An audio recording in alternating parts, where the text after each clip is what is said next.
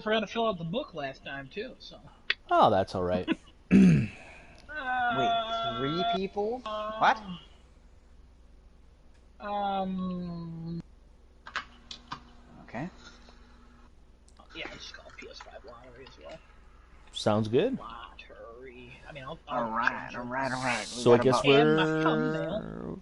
yeah, add that thumbnail. Ooh. So I guess we'll we're just about start rolling it up. Let's get cracking, gentlemen. crack-a-lackin'. Crack-a-lack. Why were we both gonna say that? I I don't don't know. know. That's just the first thing that came to my mind when he said cracking. The power Yes, yes. power of suggestion.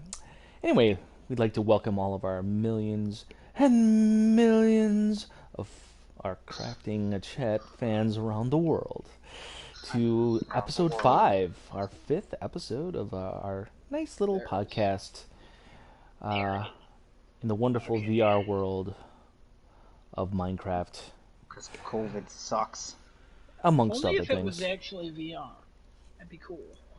Well, yeah, that too.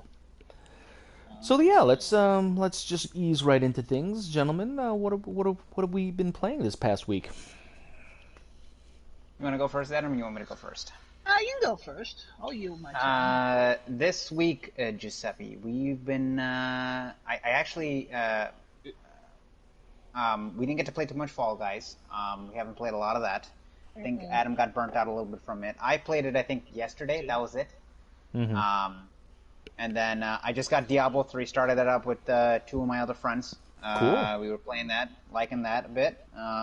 Nice. And then I kept, bouncing back between that and Ghost of Tsushima. Trying to beat that before Legends comes out. Where are you in that now?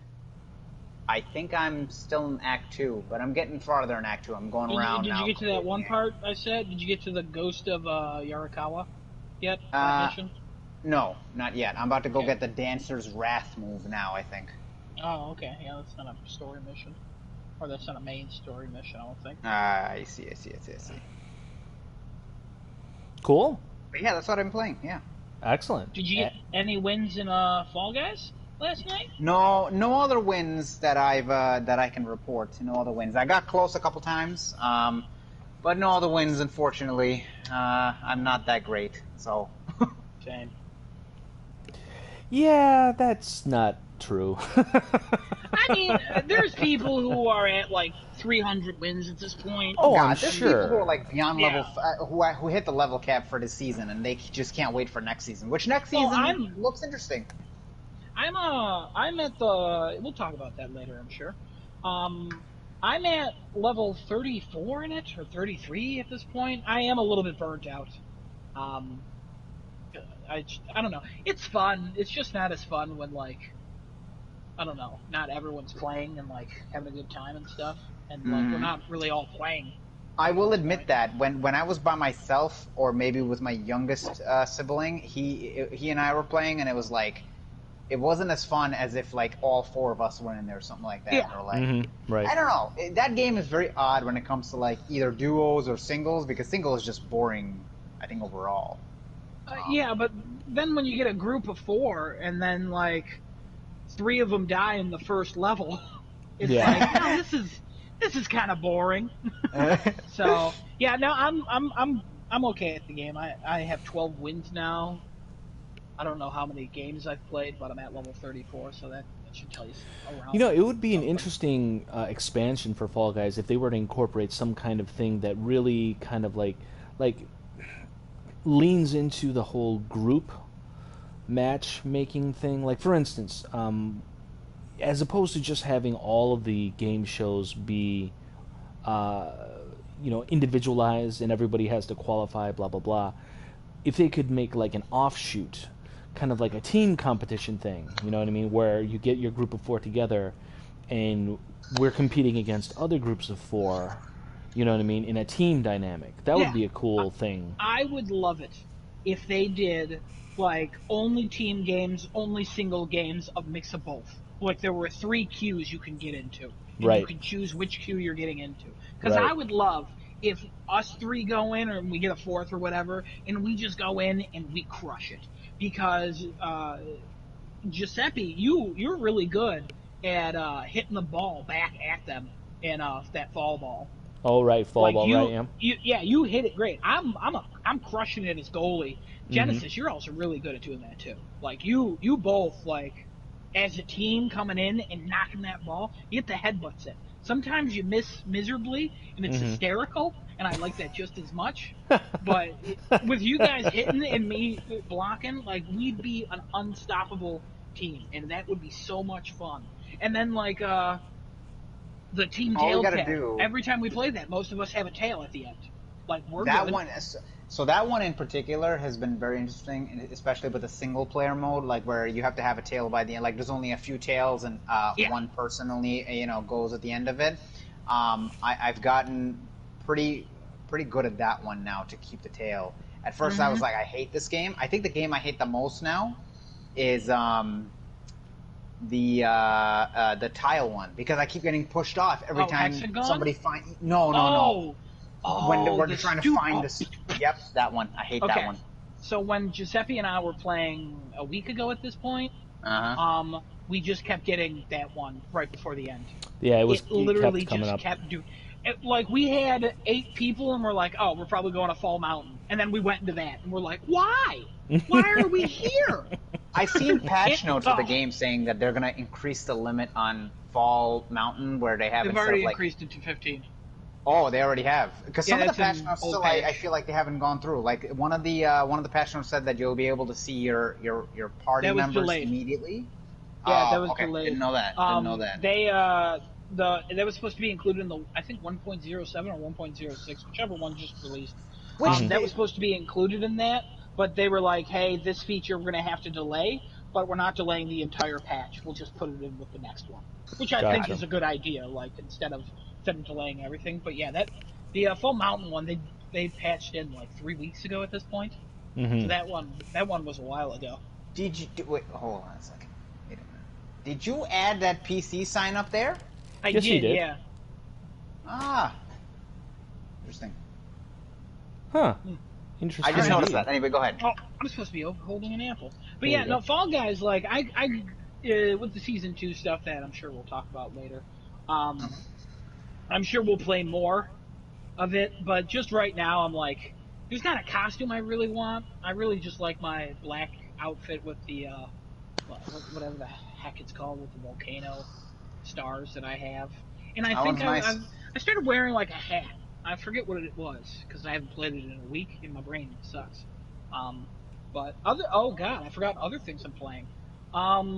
Yes. We did the forest last Thursday. We did. I forgot to mention that one. And that's always a good time. That's always a good time in a group. That's a lot of fun. I would recommend forest in a group setting. Less so for an individual. I would recommend forest in a group setting if you guys don't care about trophies, because the platinum sucks. Right. And if you're okay with a technical mess, and you're okay with a bit of know what they're doing. With a bit of jank. Somebody's got to know what they're doing. Honestly, if you all play it consistently for like a week, you'll figure out what you're doing. It's actually pretty easy to understand. You can Google like 90% of the things, because I know what I'm doing. But like you guys have adapted to that really quickly. Like it's not a hard game to understand. No, but like that initial the gateway to actually learning what to do like right off the bat, it's very like they could have done a little better job there to actually you use these tools. Yeah, well, I don't know. But you also get to you have to read like when you're hovering over stuff. And then that whole gear system, I don't know, it's a weird way to do everything, but it's fun. We had a lot of technical issues with the boat and our house that we no longer have. Fortunately, that boat. The boathouse. The boat, the boats, the house. That turned into a glitchy mess. My goodness. Yeah, it did. And then it finally worked, and then PlayStation Network went down. And we thought Genesis was stealing games, but it was just a PlayStation Network issue. Yeah. Where you had to renew your licenses. Remember Casey said, we're using his real name, I don't care. Yes, when Casey said, what are you, stealing your games? You hacking? Got that Game Shark or whatever? I don't remember. So we played that. Game Shark. I did more of the forest by my single player because I'm trying to get 100 days. I think I'm at 50 now. I might be at 48, and I'll be sad. Right. I feel like I've been at 48 for years, but I actually Mm. wasn't at 48 for the longest time. I thought I was. I was at 46, and to go 2 days is like an hour. So it's a challenge currently. Mm. And then I actually jumped back into Assassin's Creed Odyssey because I wanted to get the DLC trophies. There you go. Having some fun with that. Getting those. I just finished the first Assassins or the first Blade DLC pack. I got to do Atlantis next, and then I got like 6 more trophies and additional feats. But There you go. I'm getting that done, and then I'm supposed to be setting up my VR, but I ordered bins for my clothes. I explained all of this to Giuseppe yesterday, but the bins were supposed to be delivered today. They've been delayed till Thursday, so shipping in this world is challenging. But yeah, that's along what with everything playing. else. And yeah, that's about it. Giuseppe, what have you been hitting the buttons for? Me, I've been hitting the buttons for some odd reason. Well, not just for some odd reason. I too, with the both of you, a little tuckered out on Fall Guys. Still enjoy it. Still, it's still a good time. Mm-hmm. But it's also still a little repetitive. And it's fine. I'm sure season 2 when it rolls out, I'll be just as eager to jump into some new games, some new formats, hopefully, and yeah, I'll enjoy it when it comes. But yeah, for some odd reason, I cracked open the. It doesn't qualify as a backlog because I already got the platinum for it, but I spontaneously had the inspiration to start playing Metal Gear Solid 5 again. Because I just really enjoy the open world format of that, and I honestly love just like running around, messing with enemy soldiers, and then just Fulton ballooning them up into the air, and I still find it very amusing, and ridiculous because obviously it's meant to be taking place in these war zones in Afghanistan, and yet you have the Kojima ridiculousness to it all. But I don't know. I just enjoy running around and stealing enemy tanks and supplies and soldiers, and yeah, I just enjoy that gameplay, and I just felt inspired to jump back into it again. I don't know if I would ever like restart that game, like do a hard restart and then just do everything from the beginning again, because it can be kind of like a slog, especially when you're trying to build your mother base and the forward operating bases so that you gain enough R&D to start developing the really useful weapons and tools that you can really exploit in the game missions. But I don't know. It was kind of like a random thing. I enjoyed the gameplay of Metal Gear Solid 5. Didn't enjoy the story at all. That's I've said it before, maybe not in the podcast, but obviously to both of you. But Metal Gear Solid 5 was one of my disappointing type games, certainly of last generation, because the story was just so lackluster in comparison to previous Metal Gear games, where story was a much more prominent thing, because you always had larger than life characters doing crazy over the top things, and you had these thematic social commentary themes from Kojima in the midst of war. And Metal Gear Solid 5 didn't really have any of that. The story was just a whole bunch of nothing, and the mission layout was just a whole bunch of linear blech. So I was let down by it, but I really enjoyed the gameplay, and I enjoy popping back in every now and then to just play around, forget the story. And so yeah, that's what I've been playing. I still find it weird that you started that up, and like I said before we started this podcast today, that today's the 5-year anniversary of MGS5. Yeah, that was totally good not timing planned on your part. Yeah, that's all coincidence, not a part of my master plan. But yeah, funny how that worked out like that. Yeah. perhaps my interest in Metal Gear is just working on a internal clock of like a 5-year rotation, and I just don't know Yeah, it. hey, it's certainly. Right, Metal Gear You're like Solid, the next you're one, the like next Metal Gear to come out. you're like an Oliver Queen of like he was on the island for 5 years. There you go. You just live for 5 years and then you start over. I'm feeling it. I'm feeling it. It's the reset button every 5 years. All right, gentlemen. So let's go ahead and launch into our first topic. I'm going to go ahead and volunteer this first topic because I had mentioned it just prior to broadcasting, and we heard about it a little while ago, and we may or may not have briefly mentioned it in the previous week's podcast. But I really want to get into it now because more people on YouTube are definitely putting videos on it. Kind of like talking about it, just bringing attention to it. The PlayStation 5 pre-order lottery. It's an interesting program that they're trying to do there, and I definitely want to open the discussion up to you guys. There are lots of articles trying to, talking about it, so you can find information on it. The general idea is that PlayStation is we can discuss why they're doing this. I still don't understand why they're doing this, but the idea is that PlayStation had previously reported that they weren't going to have any issues regarding the manufacturing of units for this new hardware launch come holiday 2020, whatever day that ultimately gets assigned. But despite the reports of any kind of increased production, Sony still simultaneously warned of, quote, limited quantities of consoles.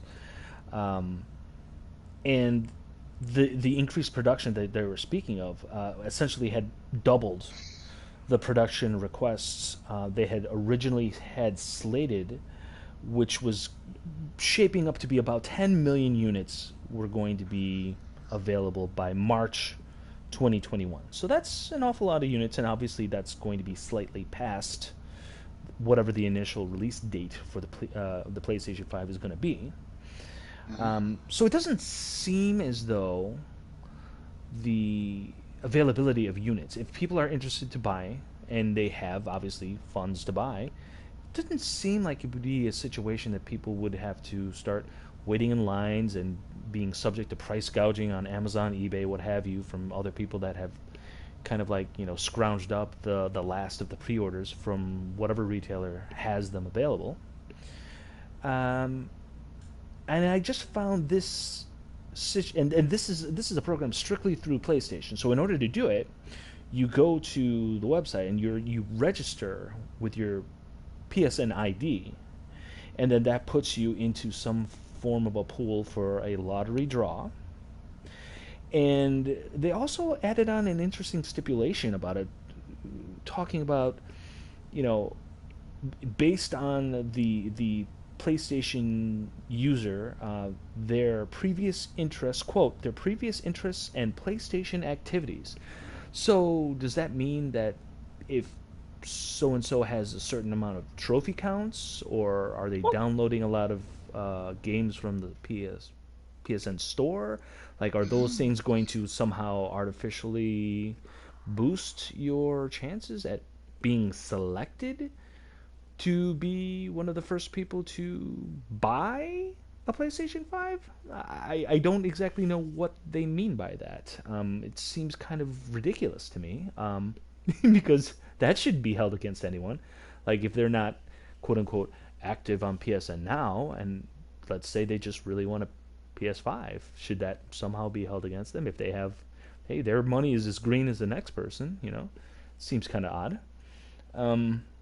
But yeah, my question to the panel here is, what kind of marketing or publicity stunt is this? Because it seems odd. It seems odd for a couple of reasons. Number one, it seems like another way to kind of like repackage the classic restrained supply to boost hype for a new product launch. We've seen it before, and we'll probably see it again.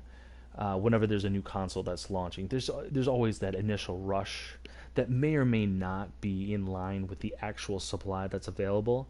And so the hype builds because, not everybody can get that new thing when it launches. And then you have a situation like with the Wii. My goodness, that was that was ridiculous. God. But it was just as ridiculous with PS3s, PS4s, Xboxes, Xbox 360s, Xbox. Not so much with Xbox Ones. Were they? I don't remember that being like such a No, huge thing for not Xbox too. Ones. Yeah, you could walk into I think any retailer and find an Xbox Yeah, One sitting there. You walk but into a but retailer and ask about a PS4, they're like, nope, don't have any. but we've definitely seen like that kind of like, oh my gosh, oh they ran out so quickly, they sold out everything. Well, did they really, or were they just really waiting on pallets of units stuck in warehouses in order to increase the hype train, like just to puff that up even more, just to Yeah, draw demand? like I know Nintendo does that a lot, and I know PlayStation has admitted to doing that, but there are points where they literally just run out of stuff. But That's yeah, true. that is a thing that they do. I think there was an issue where was it originally with the Switch when it launched that they ran out of them after like a few months because they were having issues like getting a certain part that's also used in phones or something, and people Wasn't were it? like, Yeah, wasn't it a Probably to do with something component? with chipset. Yeah, Was yeah, it it the was chip? I thought it was some it kind was of a issue with chip. the LED screen. could Or no? also be in Was the that LED another screen thing? because I think they I'm borrow pretty screens from like sure. Panasonic or Yeah, and I think it LG, was one a or the other. chip because it's a chip that's also used in iPhones, Okay. and that's why it's like one of the only chips in an iPhone that's not Apple. Okay. It's for whatever it is. It's like a piece. I'm not quite sure. You If know what? To anybody's be honest with you, in the it's chat, probably the correct. screen because it's Samsung screen that they use or LG screen now. Oh, sure, could be that. Yeah, whatever it is. Yeah. I remember that happening, and people were saying like, "Oh, they're just holding back supply," and they're like, "Yeah, normally we would do this, but also we're out. Sorry, we're having some issues." So So it could certainly be part of it for it this. could be. And then I also feel like it's kind of like an odd marketing publicity stunt because, like, I don't understand why they feel they need to do something like this because maybe it's some kind of desperate attempt on Sony's part to boost even more interest, or rather to boost the interest back to what they would consider the normal level of excitement for a new console launch in a year that isn't 2020 and defined by COVID and all the misery that it has, laid forth to everyone.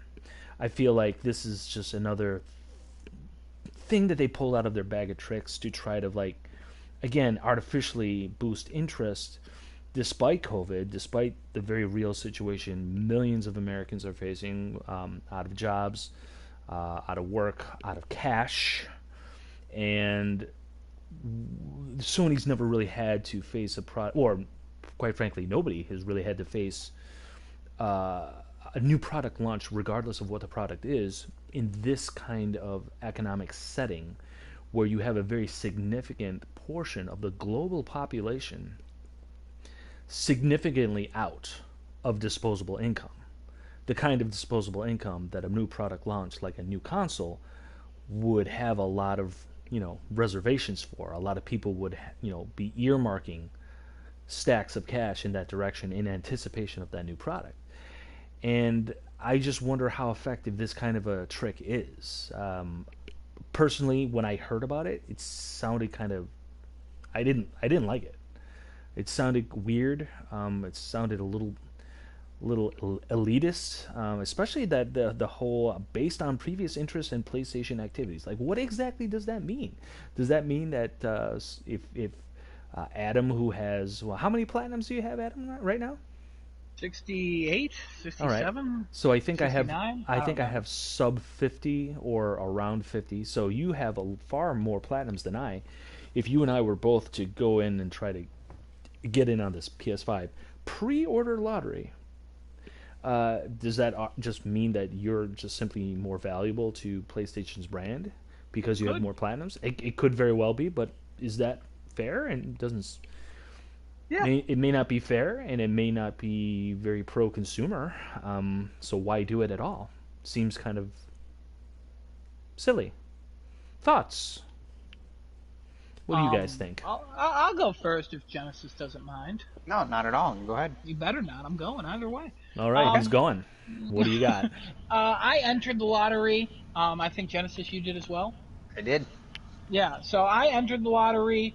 Genesis and I have been saying we wanted the console. So there's no doubt in our minds we're going to enter the lottery. I prefer to buy it through Amazon, but if this is the only way, then cool.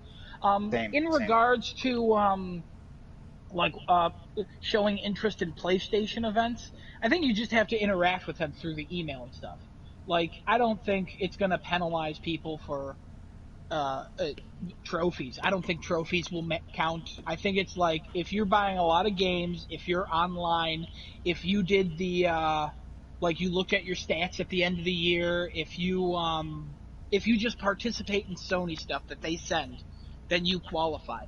And I think that's okay in general, because if you do not participate in Sony stuff and you still want a console, you can probably still get a console somewhere else. If not, then you probably don't know about this lottery. The only reason you know about this lottery is because some YouTubers are talking about it. That's the only reason. Like, if it's definitely not been a thing that they put out like proactively, like an advertisement. No, it's for the hardcore of the hardcore.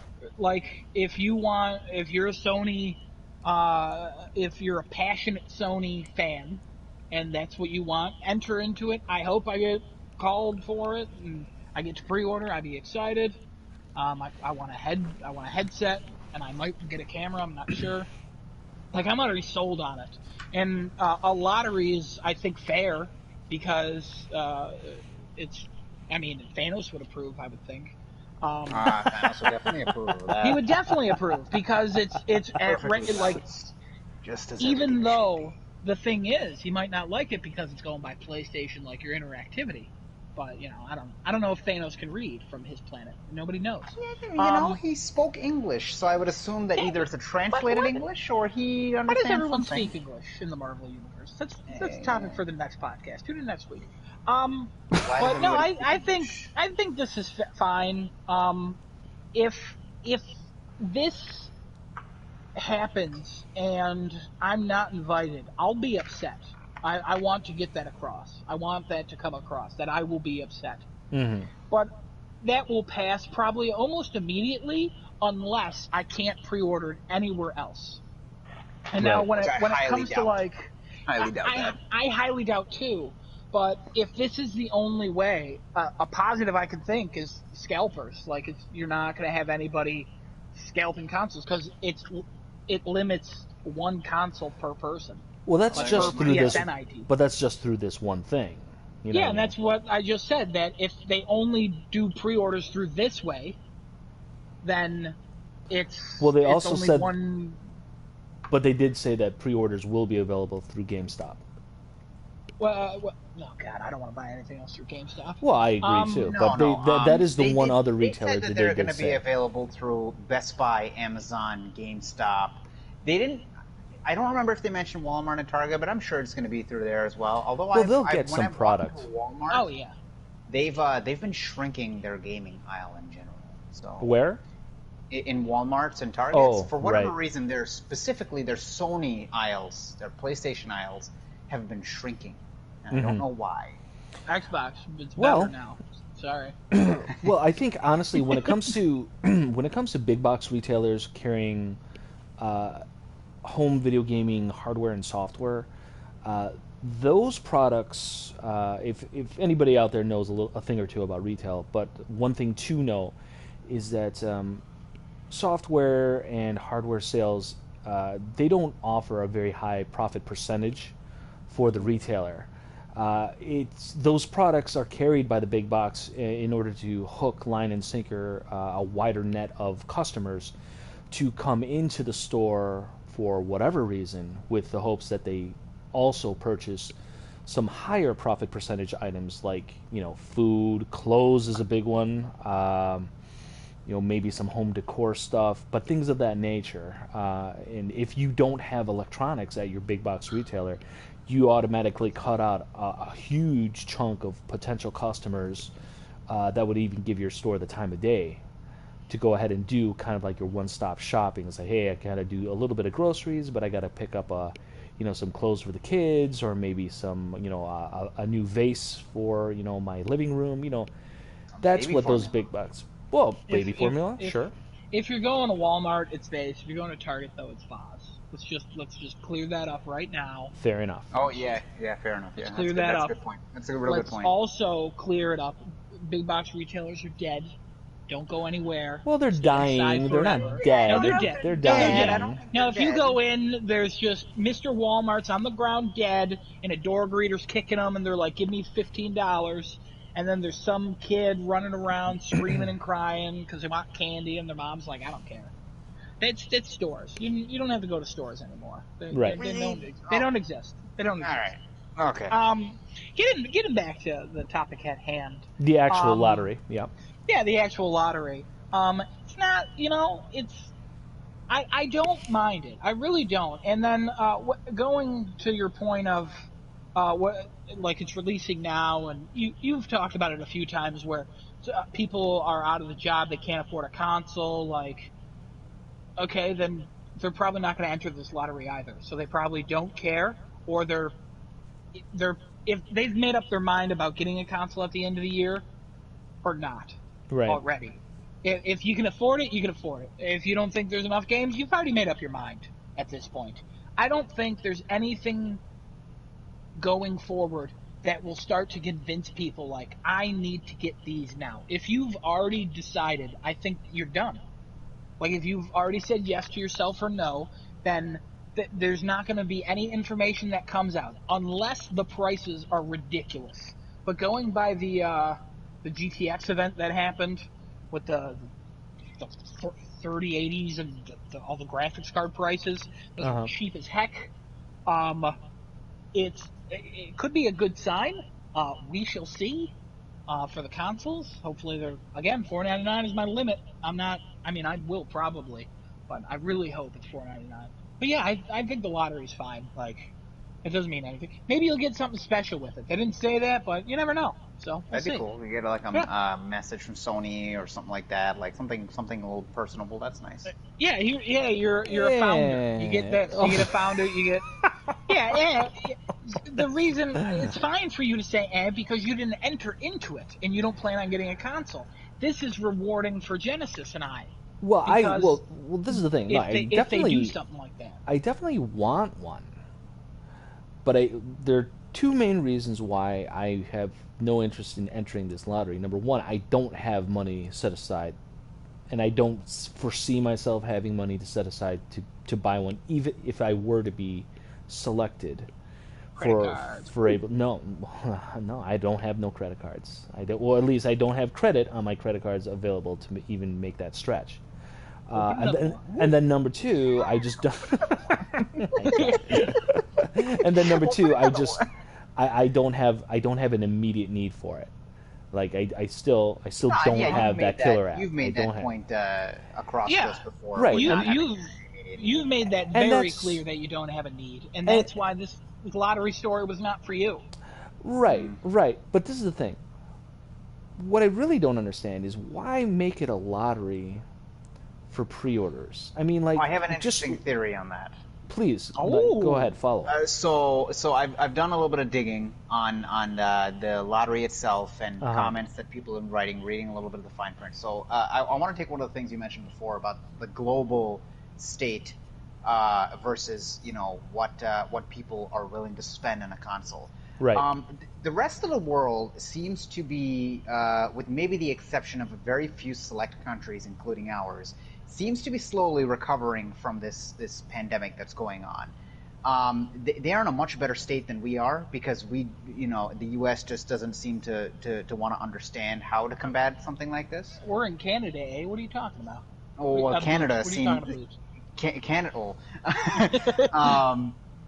The rest of the world, and there's a reason why I'm mentioning this. The rest of the world seems to be in a much better state of let's try and get back to some sort of normal than the U.S. is. We are not going to see normal until I don't know, maybe in 2022, probably.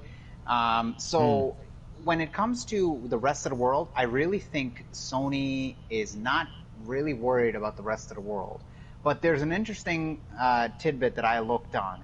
So, Call of Duty has showcased its new game, and in one of the fine print, or I don't know if you say fine print, but just one of the text on their website, they specifically mentioned that this game for PlayStation 5 specifically is going to be available this holiday or the November date that they gave of 2020. The rest of the world will come later, 2020. So Call of Duty is only releasing in the US on November, which is supposedly when these consoles are supposed to come out, obviously, because everything is still speculation. We have no idea. But for the rest of the world, it is coming later. A couple of opinions I've read is it's weird and odd that they mention that where the way that they say that, where it's coming to the US like November, and then the rest of the world is getting it late 2020. Mm-hmm. And it's also odd they connect it to the lottery program only being available for US. This is not available to the rest of the world. So you will only get the lottery email if you live in the US, have a US address, and you have a US PSN ID. Some of the Canadians have gotten it, but as soon as they put a Canadian address, it kicks them out and it says that they can't do this. There's been no specific terminology from Sony that they're releasing this console globally. They say holiday 2020, okay, and most of us think, okay, it'll probably be like November, which is usually when the consoles come out. If you look back at the PS4, 13th PS3, through 20th. Yeah, somewhere around there, right. Yeah. They don't specifically mention that it's going to be globally at this date. A lot of people are assuming, or opinions that I've read online are assuming that the rest of the world is going to see the PlayStation 5 in December, and we're going to see the PS5 in November. And the only reason why there's a lottery, and again, this is just opinions floating around the internet, the lottery is there to create, like Lauren said, that extra hype on top of the current state of the U.S., the way we are. Yes, a lot of people do not have the expendable income to have it. But you notice that companies like Samsung and Apple and these higher ups, like the higher companies, are still releasing like $1,300, $2,000 smartphones. Apple's still going to release a Pro Max and stuff like that. They're still expecting 75 million phones to be sold this year, regardless of the global pandemic that's going on. Those numbers are not going to be met. Of course so not, whatever they think. Whatever they think, it's Apple. But regardless, Samsung is not any less. They still are going to sell a $2,000 phone and expect people to buy it. So there's money that these companies still expect to make, and I think Sony is going to go into the direction of saying, okay, we got to make this extra hype to get these people riled up to want to buy a PS5, especially in the US. I don't think they're really worried about the rest of the global economy, because they're like, we'll get them. It doesn't matter. I think we'll get that regardless. We have a good, and I'm sure they know the launch lineup. None of us know, but they might have a good lineup for whatever is going to be coming out with this console, and especially if we are the first market, which generally we are, I think, one of the biggest markets, if I'm not wrong. If correct me if I'm wrong.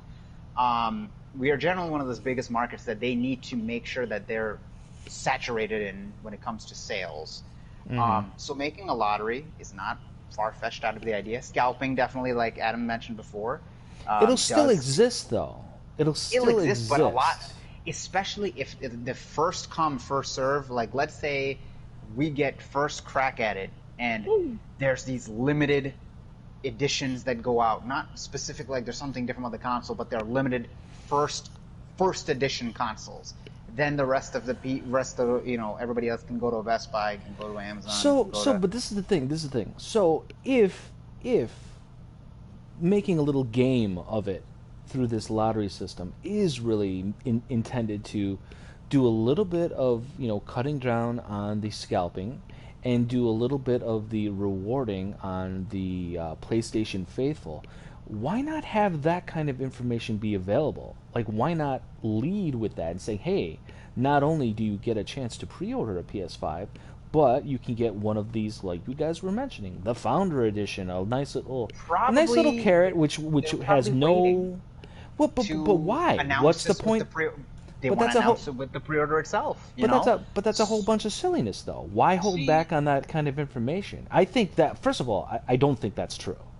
I think that's a whole lot of, like, wishful thinking on your guy's part. I don't think that that's a thing, like, in any regards. And if it is, no, I that's don't a whole either. bunch I of don't. nonsense that they wouldn't have No, that it'd be nice if we information be got out something, there. but It'd be Yeah, I'm nice if sure. they're like, hey, you put your It'd be PSN nice. ID in here, by the way, your console's coming to you already, and it's got your PSN ID etched into it. Like, I was about to say oh! that. I was about. I know. That would have I was thinking been about great. that. That would have been man. a That great would thing. be That would have been cool as crazy. hell. But also, we didn't put money down, so that they wouldn't do that. But no, I get what you're saying, Giuseppe, and I completely understand. But I wouldn't be shocked if we put our information into this, and then when the pre-orders go live, they tell us 2 hours before the other pre-orders go live. That would be also a time. Or they lost tell there. us, like, hey, you can pre-order it now, and everywhere else it'll be ready in like a week. That would be enough for me to be like, okay, I'm going to pre-order it here. For right when Amazon opens, I'm going to try to pre-order it there, and then cancel that one. I prefer Amazon. I'm sorry. Oh yeah, same thing. I don't know I how have long it's Amazon going to take. gift cards I already have set aside for this thing that I want to use it. I don't know how long it's going to take to deliver from Sony. Also, I don't know how long it's going to take to deliver from Amazon. That's another issue that It is, I yeah. think that's kind of being overlooked at this point, but Absolutely. we shall see. Absolutely. What did you guys see. think of my of the things that I've dug up with the global launch and stuff like that? I'm curious to know your opinion on that part. I would kind of agree. Yeah. Yeah. Yeah, global launch. I mean, I know the United States is in like a completely different place than everywhere else. But We're not South Korea. As much as I agree with what you said, like I don't think this is to get like other. I don't think this is meant for the masses. I think this is something that was meant for the PlayStation fans that people saw. Like, why the hell are they doing a lottery? And then it turned into like a YouTube talking point. Only problem is they're not opening up the lottery to the rest of the world. It's literally just the U.S. Yeah, and that's they always do U.S. competitions and stuff. It always happens. But it's not a competition, though. I mean, and this is the thing. Getting back to what I originally didn't like about it, the reason it kind of like left a sour taste in my mouth is that they've just gamified the pre-order system. It's cool. But the problem I have with it is that we don't really know the rules to this game. They just put out a whole bunch of. I'm sure we're gonna know the rules. Well, but with the way that they've been doing this whole like slow Ivy League of just news, it's gonna be we're gonna know the rules eventually. Yes, currently we don't know. Well, but why are they still making them up as they go? I mean, I don't understand. They obviously put more than enough thought. Well, but it's hype. But still, though, we're talking about pre-hyping the pre-hype. What is that? No. And again, I'm going to bring it back to the point of specifically being the U.S. If you need to convince the masses of the U.S., of whoever's interested in video games, that you need to shell out your $500 to us or $450 to us, presuming that it's $5, right? Yeah. Sure, whatever. You're 1 to 1,000. Yeah, sure. 1 to 1,000. It will be less than $1,000. It will be less than $1,000. 1 to 999. This Samsung flip phone that came out is $2,000. So, not the same. no, I know. I'm just making a dumb joke. But the thing is this: if you need to convince the masses to say, hey, you need to shell out your X amount of dollars and give them to us, the best way to do it is to hype up the hell out of it. Like, I mean, Xbox at this point lost a lot of their biggest hype tool, which is Halo, not coming out this year. They need to find a different reason to hype people up to buy that Series X. Granted, besides Game Pass, because Game Pass can be used on PC and anything else, that's technically not a selling tool for the Series X. Also, Could be used on that Samsung. So right there, but you're comparing right there actual valuable things in terms of the loss of a critical app in the Halo game, plus also the Game Pass, a critical function and reason for owning the Xbox. Like that's a huge, strong selling point for, that you want to bundle in with a new console. You can't compare those things to, like, honestly, a cheap marketing trick, essentially, with this lottery nonsense. You I would mean, you like, would think so. You would think so. But but like things like this work. Things well, like oh, things like this end up working. I absolutely agree with you. They wouldn't do it otherwise. I just think it's just a whole bunch of silliness because I don't. Number one, we don't know the rules, and you say that we'll know the rules eventually. I don't believe that's going to be a thing because, again, Yeah, no. they described it in terms of in terms of generalities. It says, oh well, your previous interests and PlayStation activities, that could be anything, and that could also at the very same time mean very specific things. Yeah, Um, could Honestly, I don't see that being any different at all from just a regular pre-order system, first come, first serve. I don't see how this serves anything in a better way or than that. Because, people who want to buy it, regardless of their interests in PlayStation activities, they're gonna want to lay money down for pre-orders, whether it's Which for they themselves they can or at the for other price retailers, gouging. which they've already said they're And gonna you'd be able to buy it at other retailers, no problem, no lottery system needed there. and the whole aspect of them trying to, like, cut down on a little bit. I don't even know how much.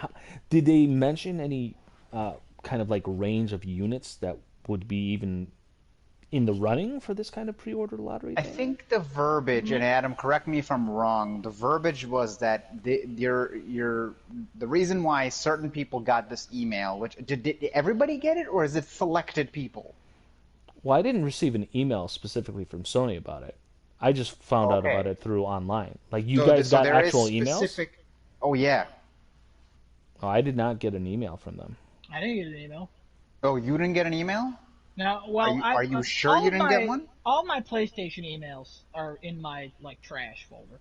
Okay. I still got to figure out how to organize like all that stuff. One day, I will You then Google then I how to don't do know it. if you did or not because I specifically got one asking to do the lottery. Yeah, I might have, but when I went onto the site, like I put everything in, and then I got an email saying like, "Hey, thanks for entering. Yeah, Thanks no. for So being a PlayStation fan or whatever the hell But it you said." don't need an email. You can just go to the site and just yeah, Yeah, anybody you can just just go send to you the the link. site. yeah. Yeah, any Correct, single correct. person. Yeah, it's for everybody. It's a lottery for everybody. And does it mean anything? Maybe. Does it mean nothing? Probably. So this is the thing. Now let's getting back to the whole marketing and publicity aspect to this lottery. Why not generate a little bit more goodwill with this kind of a thing instead of just making the larger sum for pre-orders? Why not also have a portion of those who enter to register for a pre-order? They also perhaps qualify for a chance at getting one for free. Why not do something like that? They might. Yeah, they Yeah, but might they have eventually. not. But they have. Yeah, but why? Yeah, If they they have might, not, why but not? Why not I say don't that now? That would generate more interest because sooner I than later. disagree with that. This was like a marketing stunt for everybody. No, I'm not saying. I'm not saying for everybody in terms of like everybody. But I'm talking about everybody that's interested in buying this console, which also does not qualify as It's not everybody. for that. This is not for them. This is not for everybody interested in buying the console. And I This understand is that. You've for said it time and everyone time in. again. I Yep. understand that. But what I'm saying is that if you're doing it at all to generate any level of added intrigue to the quote unquote hardest of the hardcore, why not also throw in that additional carrot? Like, nobody's really gaining anything extra by participating in this. You're getting a I somewhat think the minuscule chance at pre-ordering.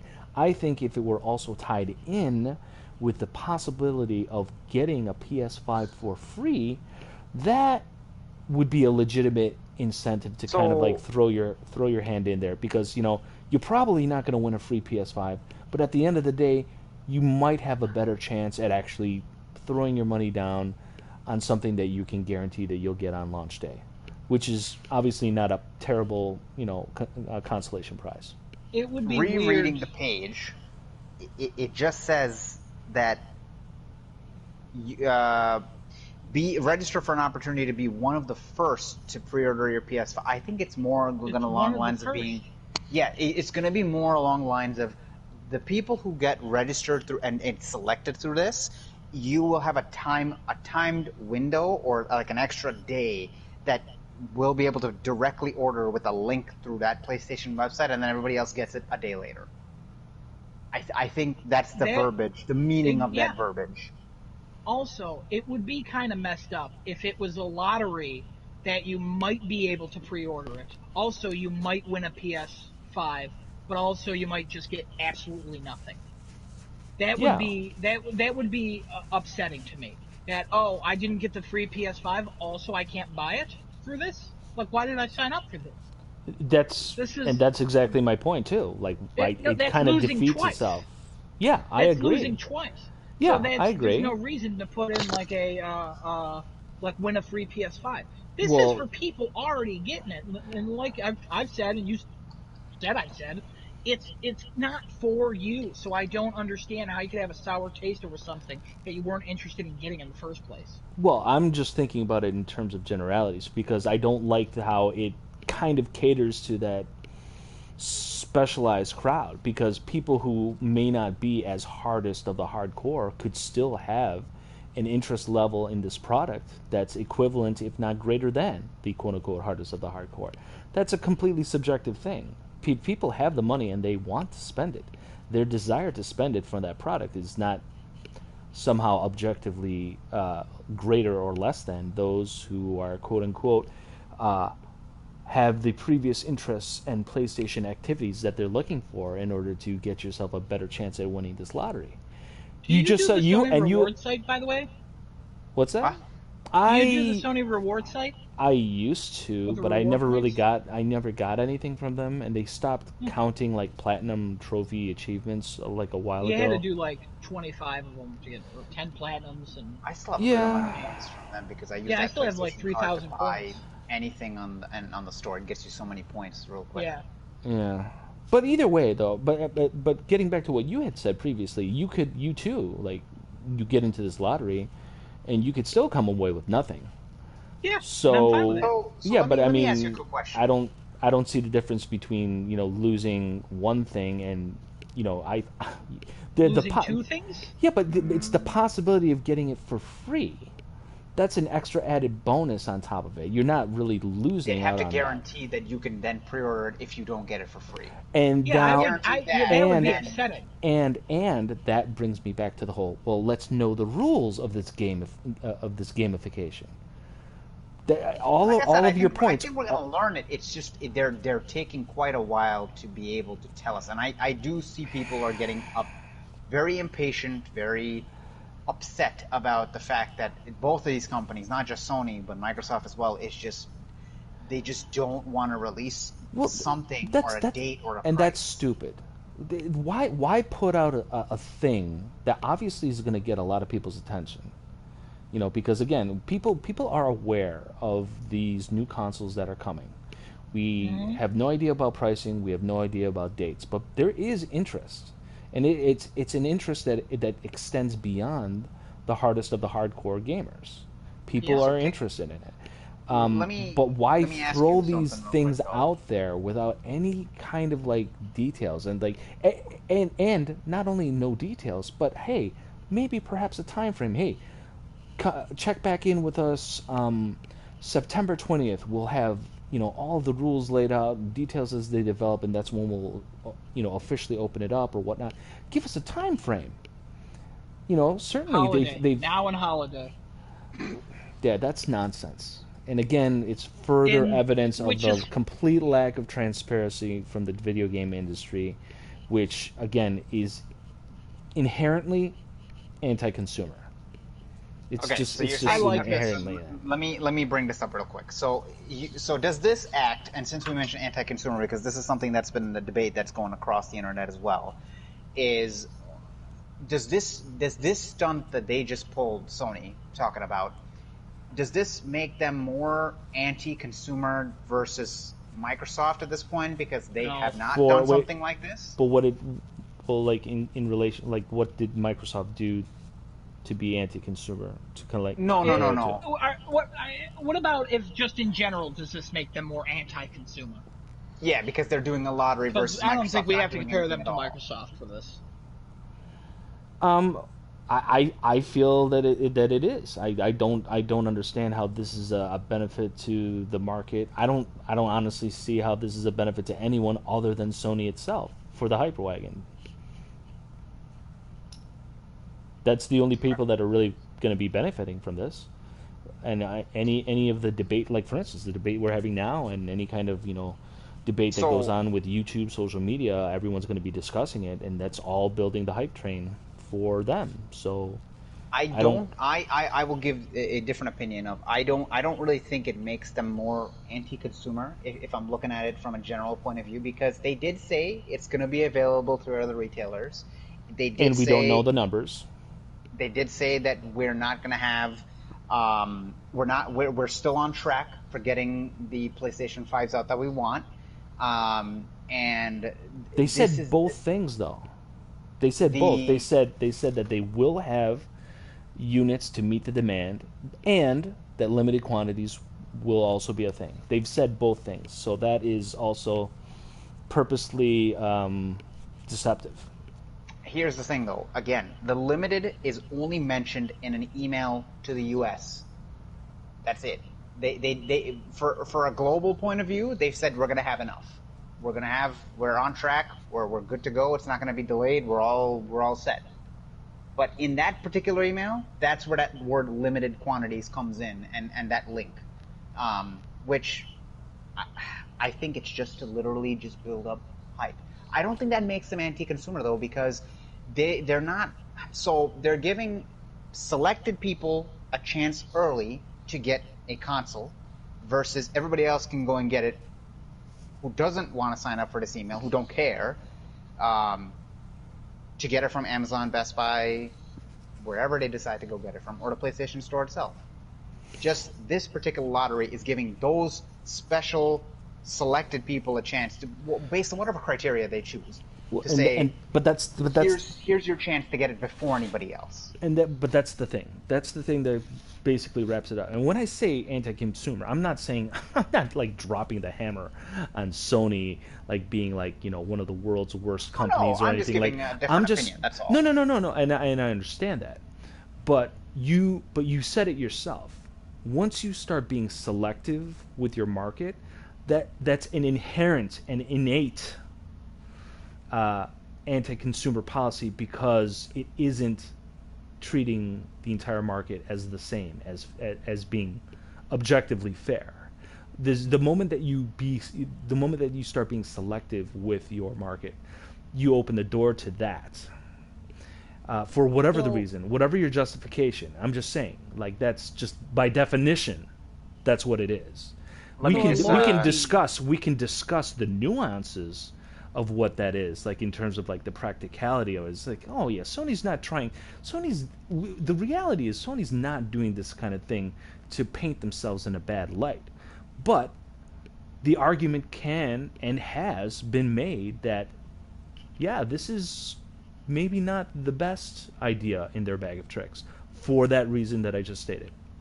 Are loyalty programs anti-consumer? Well, what would you define as a loyalty program?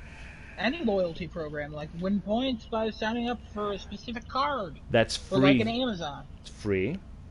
So is signing up for this? It's signing up for it is free, but but it's a free chance to spend your money for a select few based on a criteria that we don't know. It's a free chance, so you could spend your money to get points to build by spending your money. I don't understand why this is anti-consumer to you. Because I just told you, when you are selective with your markets, by definition, you're placing the importance of some select consumers over others. So By loyalty definition. By programs are definition. anti-consumer, then, by all of them.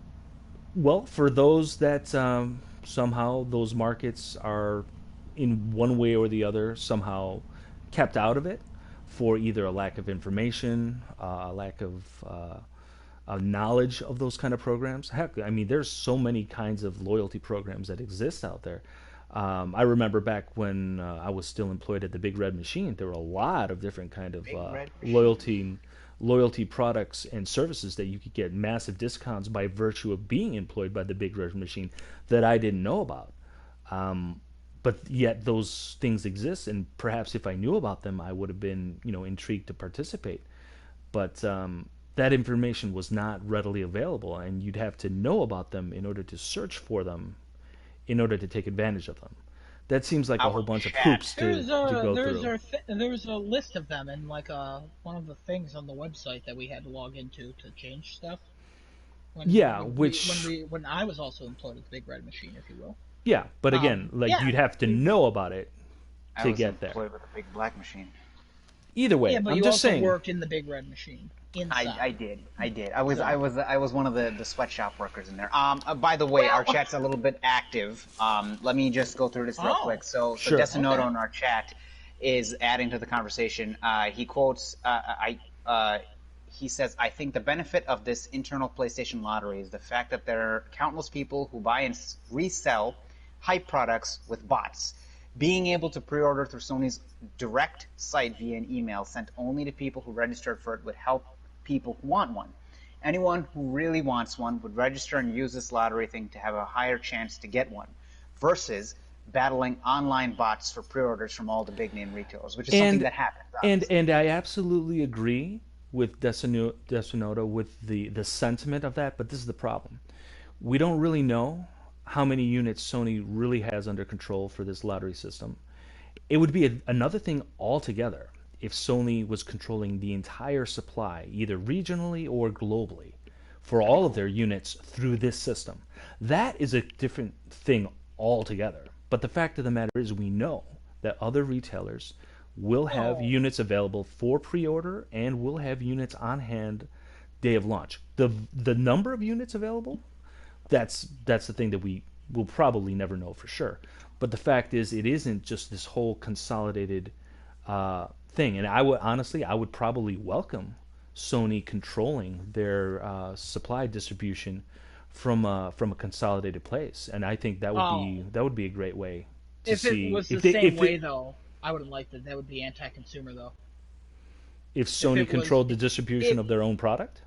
Yeah, if this was the only way to pre-order, I wouldn't like that. I wouldn't. Well,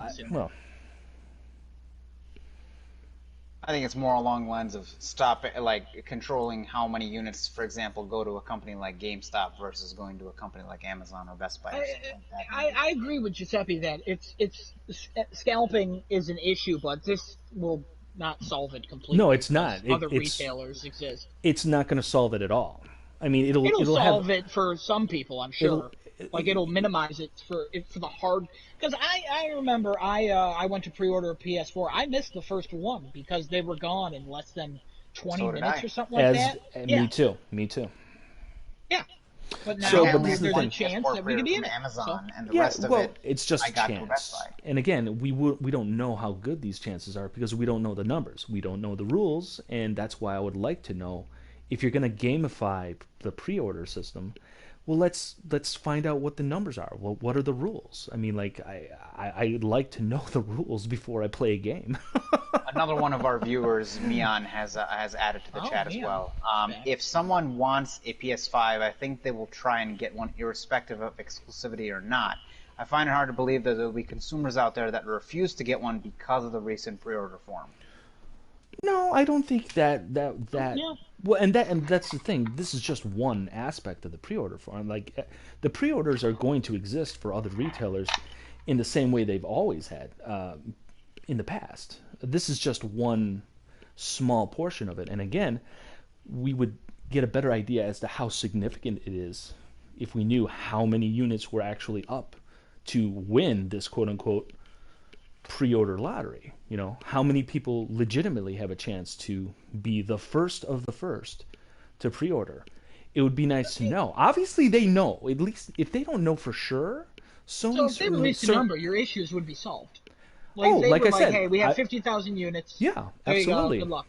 Yeah, I'd like to know the numbers. That way, we can actually see what the true value of this quote unquote chance is. You know, I would like to know. It would make all the sense in the world, and I'm pretty sure that Sony has a very good idea as to how many units they're really going to make available for this lottery system. You know, so I don't understand why they would hold that information back at any stage.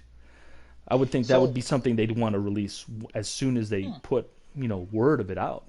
Again, one other thing that I'd like to mention. I just read the FAQ for the website. One of the things that they say is, if I receive an invitation, am I guaranteed to be able to pre-order a PS5 console? No, you're not. They say no. Each invitation is open for a limited time, and quantities are limited per PSN ID per transaction. Right. And each one of these invitations can get you a PlayStation 5 console or PlayStation 5 Digital Edition, two DualSense wireless. Two of each accessories. Yep. We don't need to go through them all. Okay. If you don't know what the accessories are, you're not participating in this lottery system. Can I reserve more than one PlayStation 5 console pre-order? Due to limited quantities and high demand, we'll be limiting PS5 console pre-order reservations for one PSN ID. Here's another question. What is to prevent somebody from making multiple PSN IDs and then making multiple... Nothing. So it could go to the same address, so it might link to addresses too.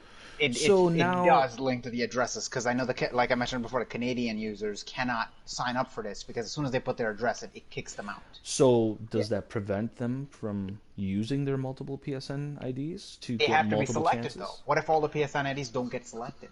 Well, I understand that, but now you're now adding the possibility of one person increasing their chance from 1 out of however many millions of PSN IDs to 6 to 10 to even more, based on how many they make up. PlayStation interest, like they mentioned before, or what were the specifications, Adam? It was PSN interests and what else? But we don't know what that is. That description is so generic.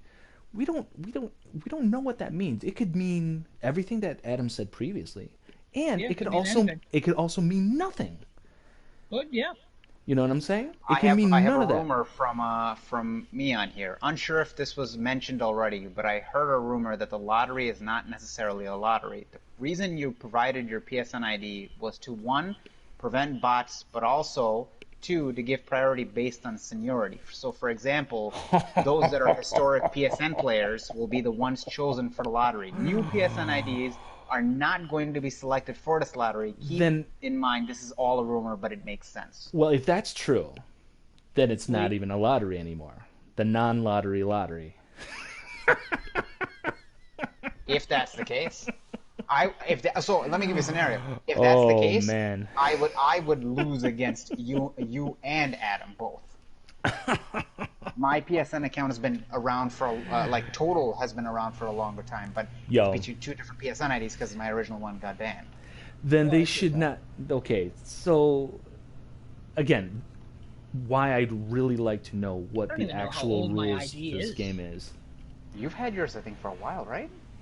I've made it day one. Yeah, day one PS3. Yeah.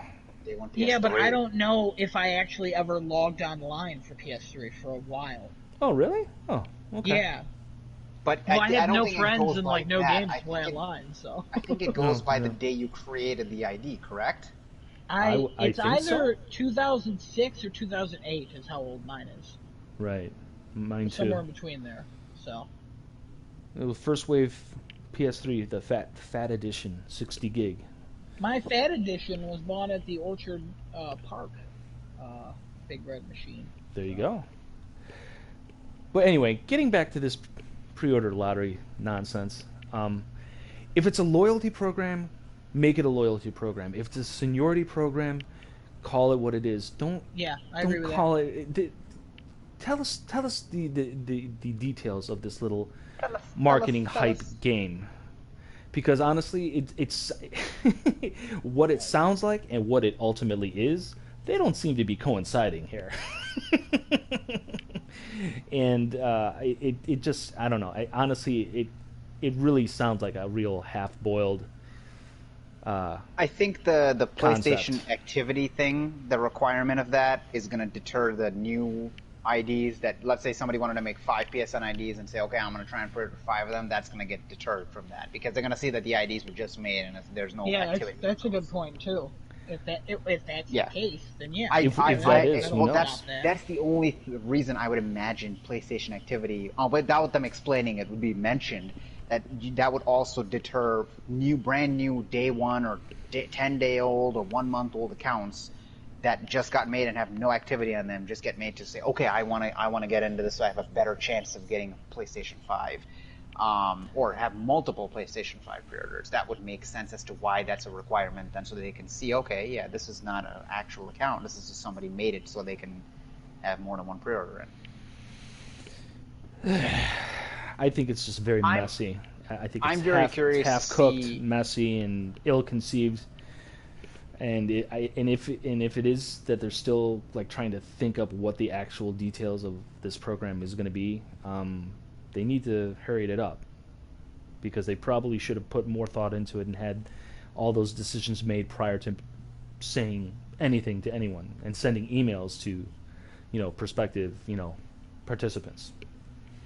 I'm more curious to see what if there is any Xbox response to something like this. I'm sure. I guarantee you they're not. Response. I guarantee you they're not, because there's no reason for them to do this. There's no reason.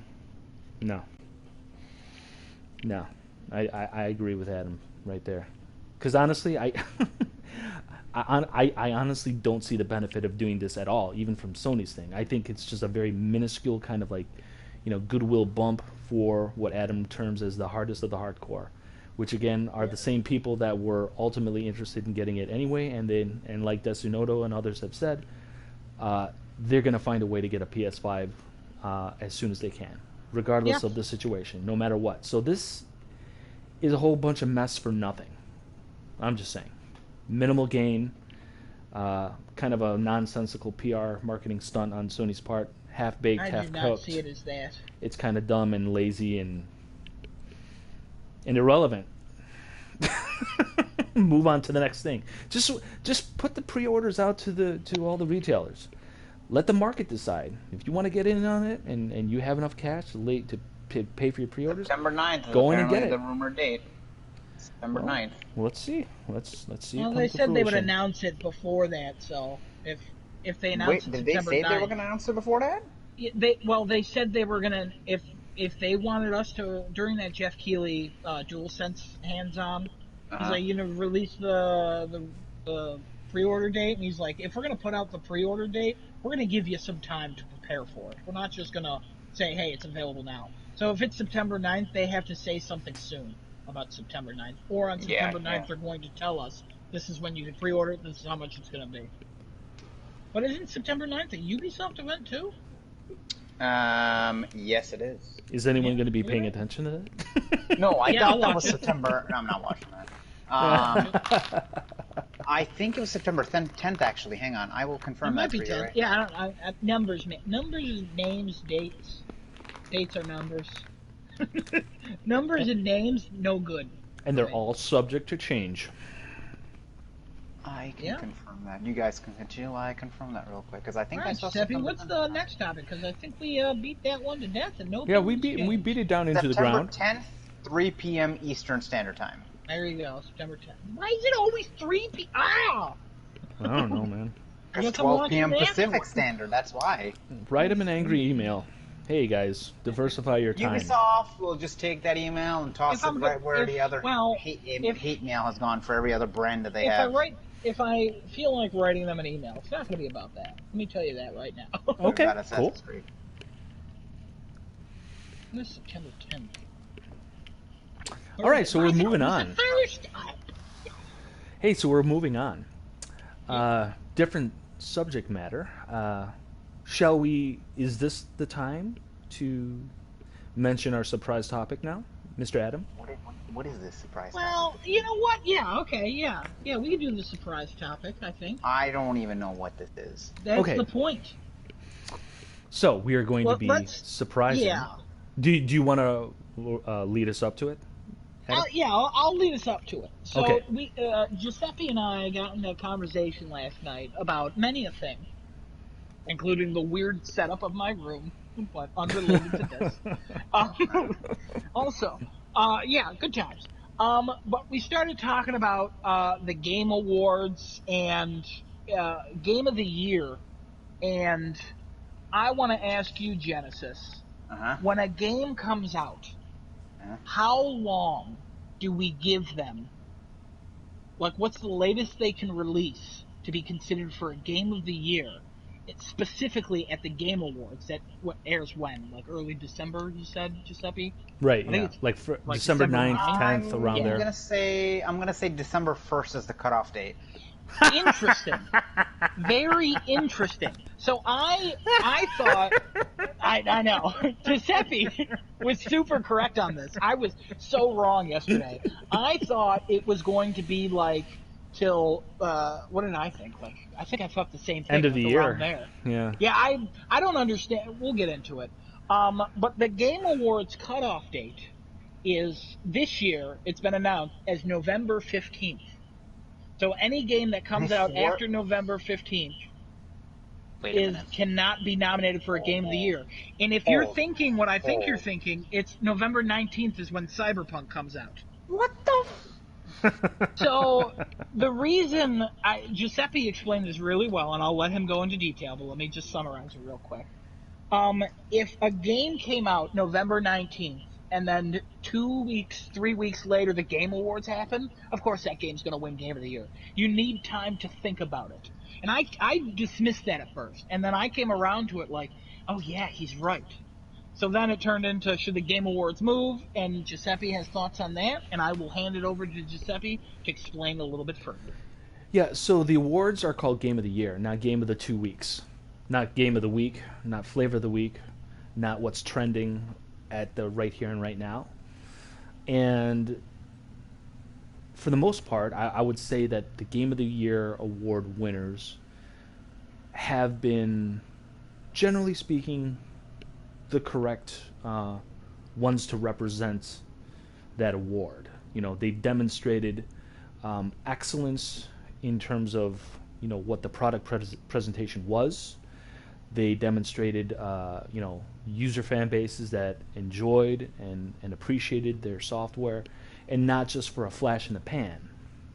They stuck with it. You know, the best games are the ones that, you know, hold your attention for more than just a platinum, for more than just a multiplayer, more than just a campaign, or the equivalent of the different game modes that a game presents.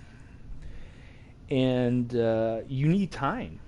Time is the deciding factor, because, you know, it's so easy for anyone for like you know, the next shiny new thing to just sweep on in and just grab everyone's attention and just not relinquish it for such a short period of time, to go ahead and sweep.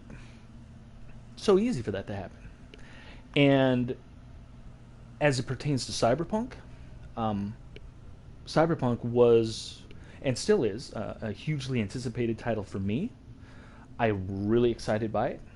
I love the level of detail that CD Projekt Red has seemed to be putting into this project. I love the fact that they've been working with Mike Pondsmith, the creator of the RPG tabletop Cyberpunk, making him intricately involved in the development of this virtual world of Cyberpunk 2077. Everybody loves Keanu Reeves. You're breathtaking. There's a lot of goodwill and good things that are happening for Cyberpunk prior to launch. But despite all my love for it, the fact that it has been kicked for its release date, how many times this year? 3 times this year. Yeah, 3. All the way to late November. It'll be kicked to 4th. Or whatever the situation ultimately where that lands. I say, so be it. they don't qualify for game of the year this year, and good. And it's good and it's right that they get X'd out because they only have themselves to blame. Whether it's legitimate development issues, whether it's true fine-tuning and they really want to make sure that the game is as best as it can possibly be to justify all of their kicks and delays, whatever, that's fine. Whatever the reason, it's irrelevant. They've disqualified themselves from Game of the Year, which honestly I feel like they were going to be the de facto winner this year had they come out with their original release date. No. That's an opinion. Hey, But I don't think there was a bigger game or a more anticipated game to roll into that category. I agree with that statement. I don't know if there's a bigger game, but the thing is that I think if they had released it then, we might have had maybe a broken game. We don't know. Again, Genesis, you're presuming a whole lot there. We don't know what the reasons are. They can cite whatever they want in the playbook. I think the true reason for Cyberpunk's delays are beyond the technical. But regardless of that, that's not the point that I'm trying to make here. The point that I am trying to make here is that it's good that they are going to miss qualification for Game of the Year this year by a matter of days by virtue of their own policy of having kicked the release multiple times for whatever the reason, and that's fine. There needs to be a cutoff date. We need to let the games that are really going to be evaluated for being the best at what they're trying to do. We need to give them some time in the market. We need to give them some time in the gaming community and see where people really feel as individuals and then as a collective about certain games. And you need time to make that happen. So it's good. So Genesis, what are your thoughts on this? I understand the timing. I get that. You need time to be able to decide whether a game is even worth being considered for Game of the Year. I understand that. I feel like though November 15th is still a bit too soon of a cutoff date. December 1st sounds more reasonable to me, but I can understand how that would also be not reasonable because you don't have enough time to be able to decide whether the Game Awards air on December 9th. You're going to allow... Yeah, typically around there. You're going to allow... It's less than 2 weeks. You're going to allow a game to have a week, if not less, in the marketplace to be qualified so just for reference's sake, I looked back at last year, 2019. Mm-hmm. In December, there was no real notable titles that came out that were not a re-release of certain games on different consoles, except for maybe Blair Witch. Not notable. The fifth episode of Life is Strange 2. I've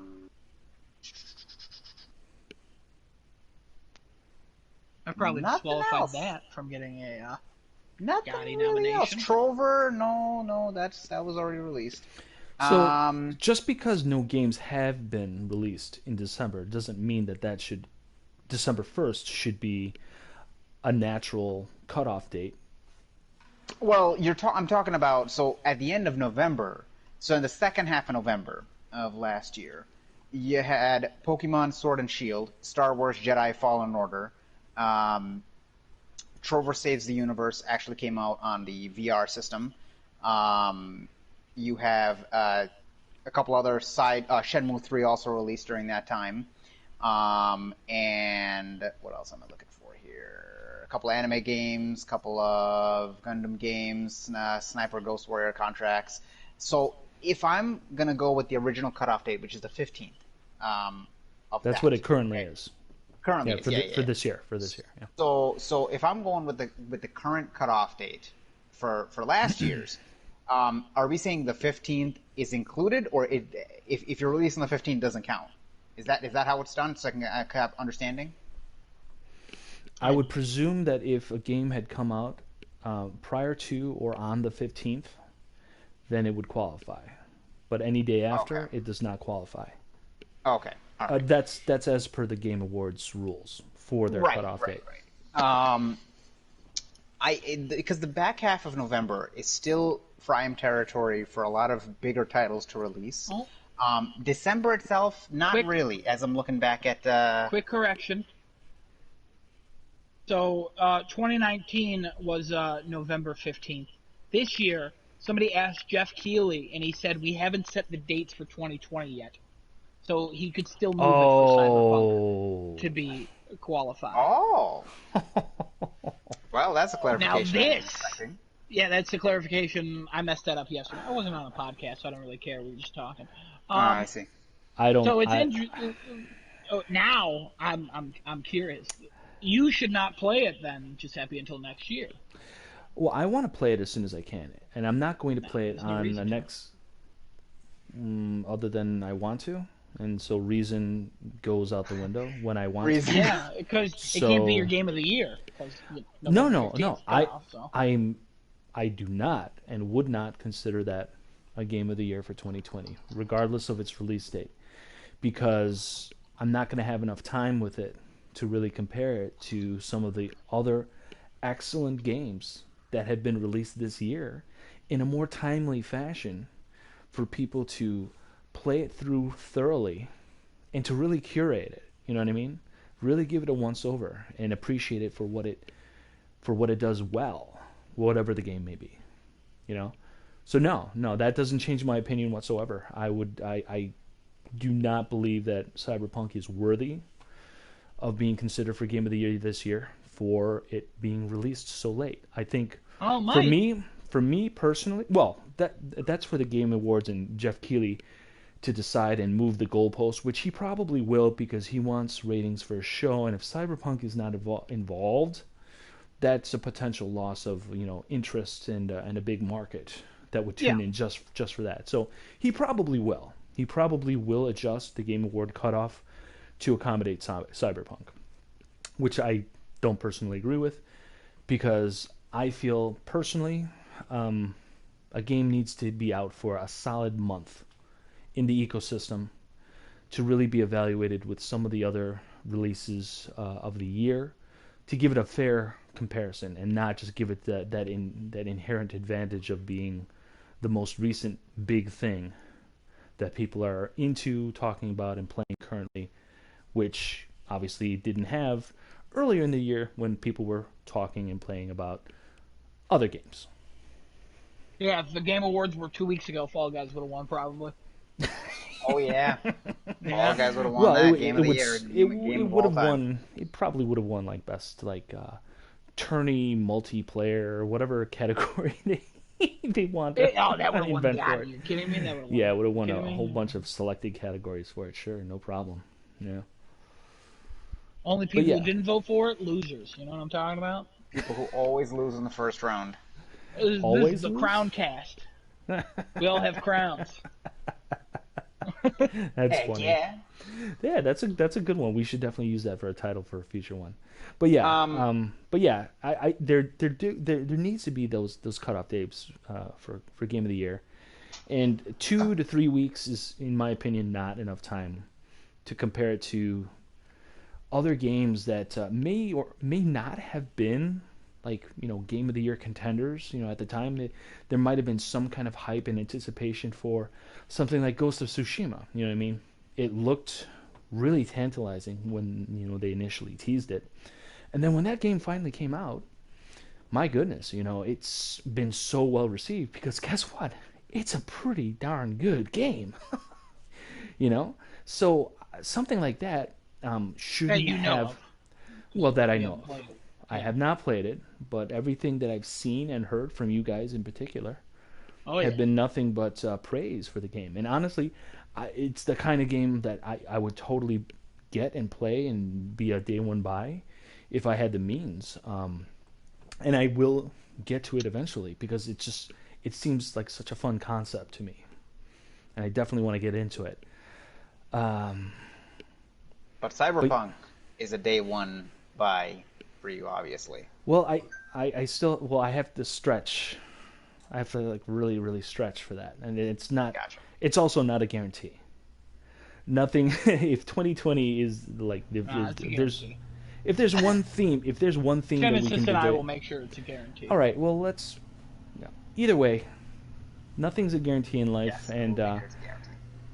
anyway, but yes, so. I feel Game of the Year contenders, the true contenders for the current calendar year. So long as the Game Awards and Jeff Keighley want to continue doing it in this way, as opposed to the Oscars, they have their award season in February of 2021, for instance, would be evaluating the films that were released in 2020, of which there were, what, 5? Bill and Ted's got a chance, guys. It's got a chance. It's got a so chance. does Trolls World Tour. But I need to explain something real quick. Yeah. I just in my email, where I get my PlayStation email, yes, and one of the PlayStation emails started with "Fate has chosen you," and I go, my heart just drops for a second. I was like, wait a second. And I look and I'm like, it's Vader Immortal. Yeah. I'm like, oh god. Yeah, no, that was on the Reddit. That was on the PlayStation subreddit. Yesterday, where somebody was like, I got so excited. Okay, God, I'm sorry. I had to just point that out. I found it so funny. I was like, what? Yikes. Anyway, so yes. So it's interesting that you picked such a late date for a cutoff date, considering when the show airs. I mean, come on, bruh. Come on, yeah, I understand. I originally pitched the Oscars thing of, hey, have it in February, but also the reason the Game Awards probably happens in early December is the holidays. Yeah. Like it's a good promotional event. Like, hey, gotta get Jimmy a gift for Hanukkah? Go to Best Buy and pick this game up. Jimmy Boy's a lucky boy if he's getting a PS5 for holiday. Sure. Well, I just said a game. It's not advertising the consoles. I mean, they probably will be there. Don't get me wrong. Probably. Because it'll be like best console of 2020. Well, last year at the Game Awards, they advertised the Xbox Series X by showing off the box for the very first time. Uh-huh. And this year, yeah. Go ahead. No, they had like a 3-minute video. Yeah, they did. Yeah. The box was not there. It was just a video of like, it's powerful, it's tall, it's a tower. It's actually not as much as a tower as you think, because the PS5 is somehow taller. I don't understand that. The PS5 is gigantic compared to this one. Gigantic. It is. I saw a photo of Wally as an Xbox Series X in Eve, Eva or Evie. Yeah, with her as a PS5, and I was like, oh, this is adorable. Well, they have real world measurements on the Series X, because in Germany there is a Microsoft store that has a non-working model on display. But also a YouTuber. The YouTubers have broken it down because Microsoft gave them out. Oh yeah. Break them down and stuff. Yeah, no, they've also released specs and stuff, and you can tell by the disk drive and all that. So like, yeah. So now that we've finished talking about that, did we? Did we? I thought we have, because I was just going to launch into what are your guys' Game of the Years currently, not taking into account anything that has released. Genesis, were you done? Did you have any more opinions on that? No. I mean, honestly, with that update to kind of ruin the whole discussion, I kind of wish I didn't. Yeah, I was like, oh, wait a minute here. Kind of wish I looked it up before we did all this, but No, we're good. We're fine. This is why you have discussions. This is fine. No problem. So far, Game of the Year so far. Oh boy.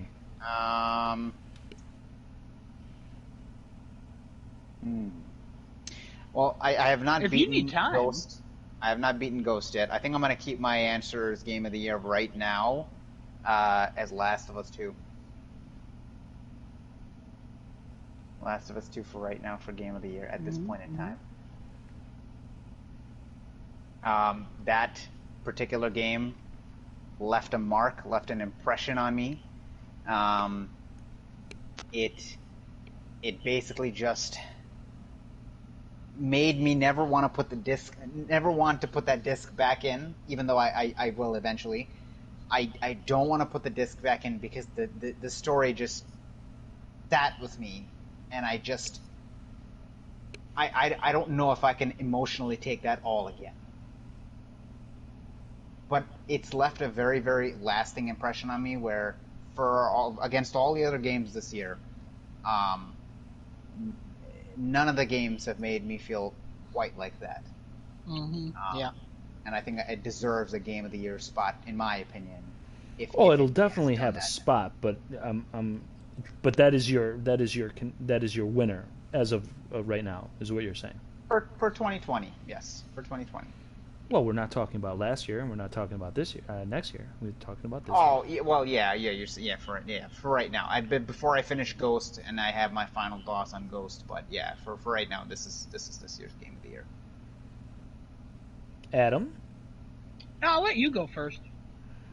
I'm still looking up all the other games that have come out. Again, I haven't played a ton, so my opinion is going to be very limited in terms of what I would choose. So if you have some thoughts, go ahead and jump right into it. I have some thoughts. Go for it. Do your thing. So mine is down to three games. I've already made my opinion. Like, I've already made my choice, Game of the Year. It was at first Dreams, because that's the one that came up first. And that's one that I keep going back to. Still find it a lot of fun.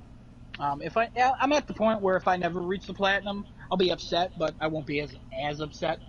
And that's a big factor for me. But that game it's a gift that keeps on giving.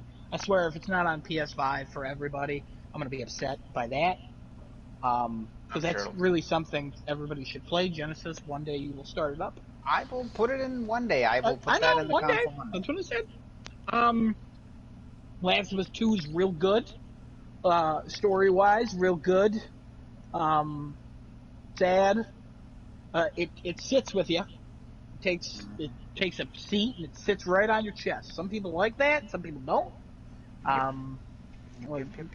Criticisms. I'm not in that boat with those people, but I get it. But at the same time, like, gameplay's fantastic. It's beautiful. Really like it. Ghost of Tsushima. Really like that game. Within 20 minutes of playing Ghost of Tsushima, I was like, wow, this game's amazing. And after sitting on it for a long time and thinking about all three of these games, my Game of the Year is undecided. I just told you that I decided, but I have no idea. Because I like Dreams so much that I think that one keeps jumping on it. But also, in my top 10 PlayStation 4 games that we did, that was number 7, Dreams. Does Dreams have a stacking demo in it? No, it does not. Actually, I've never looked, but I'm pretty sure it doesn't. That would have been the deciding factor. That definitely would have been the deciding factor. That would have been it. And then the issue with Last of Us 2 is I really like that game a lot, and I'm 95% sure I like it more than Last of Us 1 for a number of different reasons. But I don't know. Like, my opinion keeps changing. Like, what for my Game of the Year, and I'm so glad I don't have to decide for another 4 months or 3 months, however time works. It keeps going back and forth because Ghost of Tsushima is so good, and that story reminds me more of Last of Us 1 than Last of Us 2 does. Because I remember being excited for Last of Us. I remember playing Last of Us. I remember being like, wow, the story's kind of generic. But every single time an emotional event happens, I'm feeling it. Every single time something cool happens, I think it's cool. Every single time something sad happens, I think it's sad. And every single time I'm just exploring the world, I'm having a great time. That's Last of Us 1, and that's Ghost of Tsushima. Last of Us 2, I like it in a lot of ways that you described, Genesis. It's completely different from Last of Us 1. I could have a 19-hour discussion on Last of Us 2, especially with Giuseppe on it. Hours. That would eventually degenerate into some kind of shouting match of some variety. It would not. Never. We never yell at each other. That's true. Our voices get a little bit louder, but That's also true. I'm starting to join I'm kind of disliking Neil Druckmann because that dude is crushing it in Fall Guys right now. He's got the invaluable trophy. I just want you guys to know that, and I hate him. So, Giuseppe, you say you don't hate him? I hate him. I am now the Neil Druckmann hater. because I am jealous of his skills at Fall At Guys. Fall Guys, That right? son of a bitch. Well, hey, you know what? Was writing and stuff. I'm glad that he's found a nice venue to There it is. demonstrate to There's the a joke. world how awesome he is. And Fall Guys Yeah. is his platform. Okay, well, there's other things. But yeah, no, my game of the year, I have no idea. I want to pick all three of those for different reasons. If you ask me tomorrow, I'll probably have a choice. If you asked me yesterday, I probably had a choice. But today, I have no idea. So Again, if stacking wasn't dreams, then I think you would have been dreams. I'm telling you, everyone should have dreams. Game of the year. It's free on the PlayStation Plus, or it's free on the store right now for like a 2-week trial or whatever it is, or a week trial. Doesn't matter. Download it, play it. If you don't like it, you're good. If you like Free marketing, PlayStation, free it's marketing. like $30 at this point, and it goes on sale all the time. It's so cheap, and if you're like, oh, I want to play indie games, but I don't have $10 to spend every like 3 weeks when I see an interesting indie game, start up Dreams. You can try any genre of video game and be like, I never thought I would like a Geometry Wars type of game. And then I've been playing one on Dreams. And I'm thinking about getting Geometry Wars now. I really think that if Sony wanted to do something with Dreams, they could pay people to make games that are similar to real games coming out, Mm-hmm. and it'll just be an advertisement for it. Sure. Like, hey, hey, there's like an indie game coming out called Fall Guys. Make something about it. It's not going to be on Plus, in an alternate universe. And a couple people have made Fall Guys things, and they got a bit of jank, because, they're not tight. they're not medium molecule picks. But at the same time, it's like, you understand how Fall Guys works now. It has a jump, a dive, a grab, and it has a couple of the same missions, or the same episodes. So it's like, if you didn't want Fall Guys, and you're like, well, I got Dreams, let me check it out in here. You're like, okay, I kind of get it. It's a little bit floatier, but you're like, I understand what this is now. And you can you can totally make up your mind. So, it's like, how do I not pick Dreams? Because it's every game. So that's why I keep going back and forth. Legitimate Giuseppe, point. I've gone too long. Dreams could very well be in like that final grouping. And I know for a fact that Last of Us 2 will definitely be amongst the final 5 or however many they select for it. But for me, from the games that I've played this year, Game of the Year is FF7 Remake. And for a number of reasons. First of all, it's a gorgeous looking game. I can very easily say that it is the prettiest game out of everything that we've talked about so far, even between Last of Us 2 and Ghost of Tsushima. It's a gorgeous looking game. The graphic fidelity on that definitely, in my opinion, is superior to everything that we've discussed so far. The way that they were able to transition a JRPG into an active combat system that mimics Kingdom Hearts, but obviously not the same. At first, I was very apprehensive about that because I am a huge fan of the original FF7 on PS1.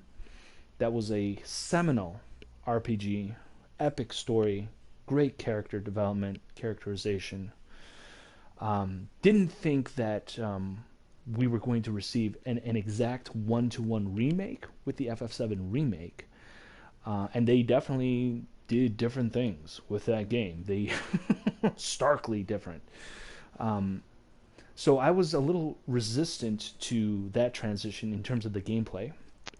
I was also very resistant to the concept of them releasing that game in installments. I don't like the idea of having a purposely incomplete experience in a game where they're going to literally release the game and you'll have to pay multiple full price installments eventually in order to get the whole story, quote unquote. And yeah, Square Enix did say that, they will be different games and we're going to justify our pricing and what have you, whatever. I was resistant to that as well. I was also resistant to the whole excessive bloat that was reported, like suggested, it's like, hey, how are they going to justify like a full gameplay's worth of time with this game when you're only going to be exploring what basically amounted to only a portion of disc 1 from the original game in terms of like the narrative, where you actually end up as a party in the overall story. And that was also concerning to me as well. That being said, I enjoyed all my time with it. Even the most challenging, frustrating parts when you play it on hard mode and you're playing some of the those really, really difficult battle simulator in the sphere, in the final game arena. Those can be very, very challenging, and it's more than just a matter of grinding up your party with the materia and having max levels, because that kind of like takes away the challenge from the JRPG. But when you still have to have actual dexterity on the sticks to still execute, even with high level characters, you can still get dominated by the competition that they have in that game. And yeah, I learned to appreciate it a lot. And while I still didn't like some of the bloat that was in FF7 Remake, it did present some interesting story elements to formerly less important, less significant characters, which, it kind of like gave you a little bit more insight into this type of world of FF7, the mythos of that realm. And what it seems like they're doing with the story, it could be very, very ambitious, ultimately, where it goes, or it could be the most frustrating thing that will split the fan base in a fashion not dissimilar to what The Last of Us 2 resulted in. But that remains to be seen. We'll see where it goes. But the potential for FF7 Remake and this year, and FF7 Remake Part 2, whenever that comes out, the sky's the limit. I really enjoyed my time with it, and it was a really, really good game. And nothing else I played this year really compares. I played Last of Us 2. I'm just going to say this. I did not have Adam's and Genesis's reaction to that game. And that's it. That's all I will say about it. Good. We can say that. You know what we can do? We can save that for the post Game Awards podcast. When Last of Us 2 doesn't win. I think we should do a live reaction to the Game Awards of Crafting. As long as they don't do it Thursday at 2 p.m. or some dumb crap. I know they tend to. I know they do. They have it in the evening. Obviously, they have it in the evening. That was a joke. Thank you. Yeah, no. The only reason I say good is because this is like a positive segment. So like there's a reason why Last of Us 2 is not my shining example of a game of the year. I mean, I'm glad it works for Genesis, but I have reasons and stuff, and maybe one day we will address those, but not now. Not now. Also, could win Game of the Year. It did come out. Already, so certainly possible. Absolutely. FF7. I don't know if that could win Game of the Year. Sure can. It was a hugely anticipated title. It's definitely deserving to be up there.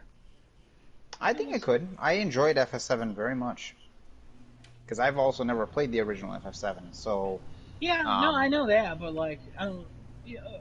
It'll be one of the ones. We'll see. Well, can you name 4 other games that are worthy, that would potentially take its spot? Cyberpunk. Assassin's Creed is typically nominated. I don't think so. It won't be. I'm saying what's typically nominated. It won't be though. It won't be this year. It won't be. I think this is the thing. I think Jeff Keighley's a smart enough marketer. He knows when and where to draw attention to certain things, and I don't think this is the year for Ubisoft. Animal Crossing. Yeah, this is not the year for Ubisoft. Never. Animal Crossing? No, that's not. No. Crashing into a wall. No. What do you mean no for Animal Crossing? Animal Crossing is not going to be considered for Game of the Year. I don't understand that. I would say it would be. It was won't. a very, very highly anticipated and highly well-reviewed game. Yeah, it's well reviewed. People still love it and play it. That's why a lot of Switches sold like nuts. Yeah, Especially during the pandemic too. That came at like almost coincidentally like perfect timing. Pandemic. All right, happened. we'll Hey, see. let's all play Animal Crossing. We'll see. Yeah, so there's 4. I think I named 4. Or did I name 3? You need one more. You need 3. I mean, Last of Us 2 is going to be in there. That's Yeah. going to be in there. That's a no-brainer. It's going to be in there. Will it win? I don't know. So, despite all of that, everything that you just mentioned, like all those other titles, like FF7 Remake has everything that you mentioned good about all those titles, plus the gorgeous look of it. It has all that. So, just by virtue of that, it'll be there. And not only that, but it does have the immensity of the hype and the anticipation in a way that was not. Yeah, FF7 is not going to be snubbed, man. If it is, then I'll have plenty to say about that, because there's no way that game should be ignored. No. Just because it's a quote unquote remake, but it's yeah, a remake. Yeah, I'm dismissing that because it's a remake, but it has a lot of new elements and stuff. So I would imagine it would still be. It's totally different. The only similarities is that it involves the characters and the world. Everything else it's a completely different story. Yeah, it's I know. Completely different that's why I thing. didn't even bring up a remake. Yeah, but it should definitely. It very easily stands toe to toe with any of those games that you just mentioned, and in many instances stands above them. So yeah, it'll be there. I'll be very surprised. I think it'll be there as well. I think it'll be there. I expect Ghost of Tsushima to be there. I expect Animal Crossing to be there. I expect Last of Us to be there. Yeah. Cyberpunk's going to be there. If the cutoff date gets put all the way back there, but yes. I expect Ghost of Tsushima to actually be the winner of Game of the Awards 2020. That's going to be my call. That. Yeah, I wouldn't be surprised if that was the case. I would be like, wow, that deserved it. And this is the main reason why. Ghost of Tsushima is going to win because it's going to be the least offensive winner. Because Last of Us 2 wins, and there's going to be a vitriolic reaction to it. Cyberpunk wins, people are going to be like, wait a minute, that game just fucking came out. That's kind of bullshit. All these other games, I swear. all this that. And we have done that before. That was a slip of the tongue there. Yeah, we have to start the podcast over, he swore. Nah. Alright, time to restart, guys. Sorry about that. Son of a fucking bitch! You fucking ruined it! No, I'm just kidding. It's fine. We're good. Was that our capacity for PG-13? Anyway, no. Pretty much I think that was. I think you only get one of those for PG-13, right? Yeah, Twitch is fine. Twitch doesn't. They don't care, but it's more. Oh, Twitch! As long as you don't show a nipple, you're good. But Ghost of Tsushima is it's kind of like one of those diaper darlings kind of game releases. People were impressed with it when it was teased, and then when it came out, it totally met expectations, and it satisfied a lot of people, and it's a beautiful looking game. Yeah. I think just by virtue of that, it's going to be the actual winner for Game of the Year this year. We shall see. It'll be the least offensive, and least controversial winner. I'll put it this way: if FF7 or Last of Us or Ghost won, I'd be happy. If Cyberpunk wins, no. I would not be happy. It doesn't matter to me. Honestly, I will not feel joy. I mean, unless Genesis really thinks one game's going to win and then it loses, then I will be happy. Let's not go down that road again, okay? Let's not. You know, I was thinking, like, did that game come out this year? And then I was like, oh no, it didn't. No, that whole thing was last year's fun and games. Yep. Good time. Fun and games. That was sports for me. That was great. Man. So Genesis, when you pick a game, it's not going to win. So Last of Us 2, not Gotti. Sorry. Well, you know, if it doesn't win, I'll have the same. You also picked Ghost in FF7, so that's not Cyberpunk. It is. That sucks. I swear to God, if Cyberpunk wins, I'm going to go to Vin Curry's house and burn his house down. Okay, one, we In a are video That's a on the bit game. internet. much. In That's a video bit game. much. Okay, Jeff Keighley, for real, we appreciate you. Yeah, I mean, sometimes you come off a little strong. I gotta be honest with you. And I understand that you gotta sell out a bit. You always gotta sell out. But, dude, calm down. Calm down. Also, What's his open your nickname eyes. again? The You Dorito look like Pope? you're, Is that what you look is like that you're what his sleeping nickname? all the time. What are you doing, Jeff? He's getting Yeah, Dorito Pope. Yeah, because Yeah. he was by, like, Doritos and stuff. Also, did you guys see the Monster Energy Halo thing? No. You see the Nerf gun Halo thing? No. Yeah. So every company that was teaming up with Halo, they're still doing their sponsorship stuff, the Halo stuff. Oh, they're still So going to release Monster that product Energy stuff? still has Halo Infinite stuff on it, and then I would assume that the Nerf stuff still has Halo Infinite on it. So. Whoops. Sorry, guys. The main product tie-in to these peripherals are not happening. But hey, you'll still have your Nerf gun. You And just your... call it peripherals? Yes, yes. These products are peripherals to the main product tie-in. You'll have your game in 2022.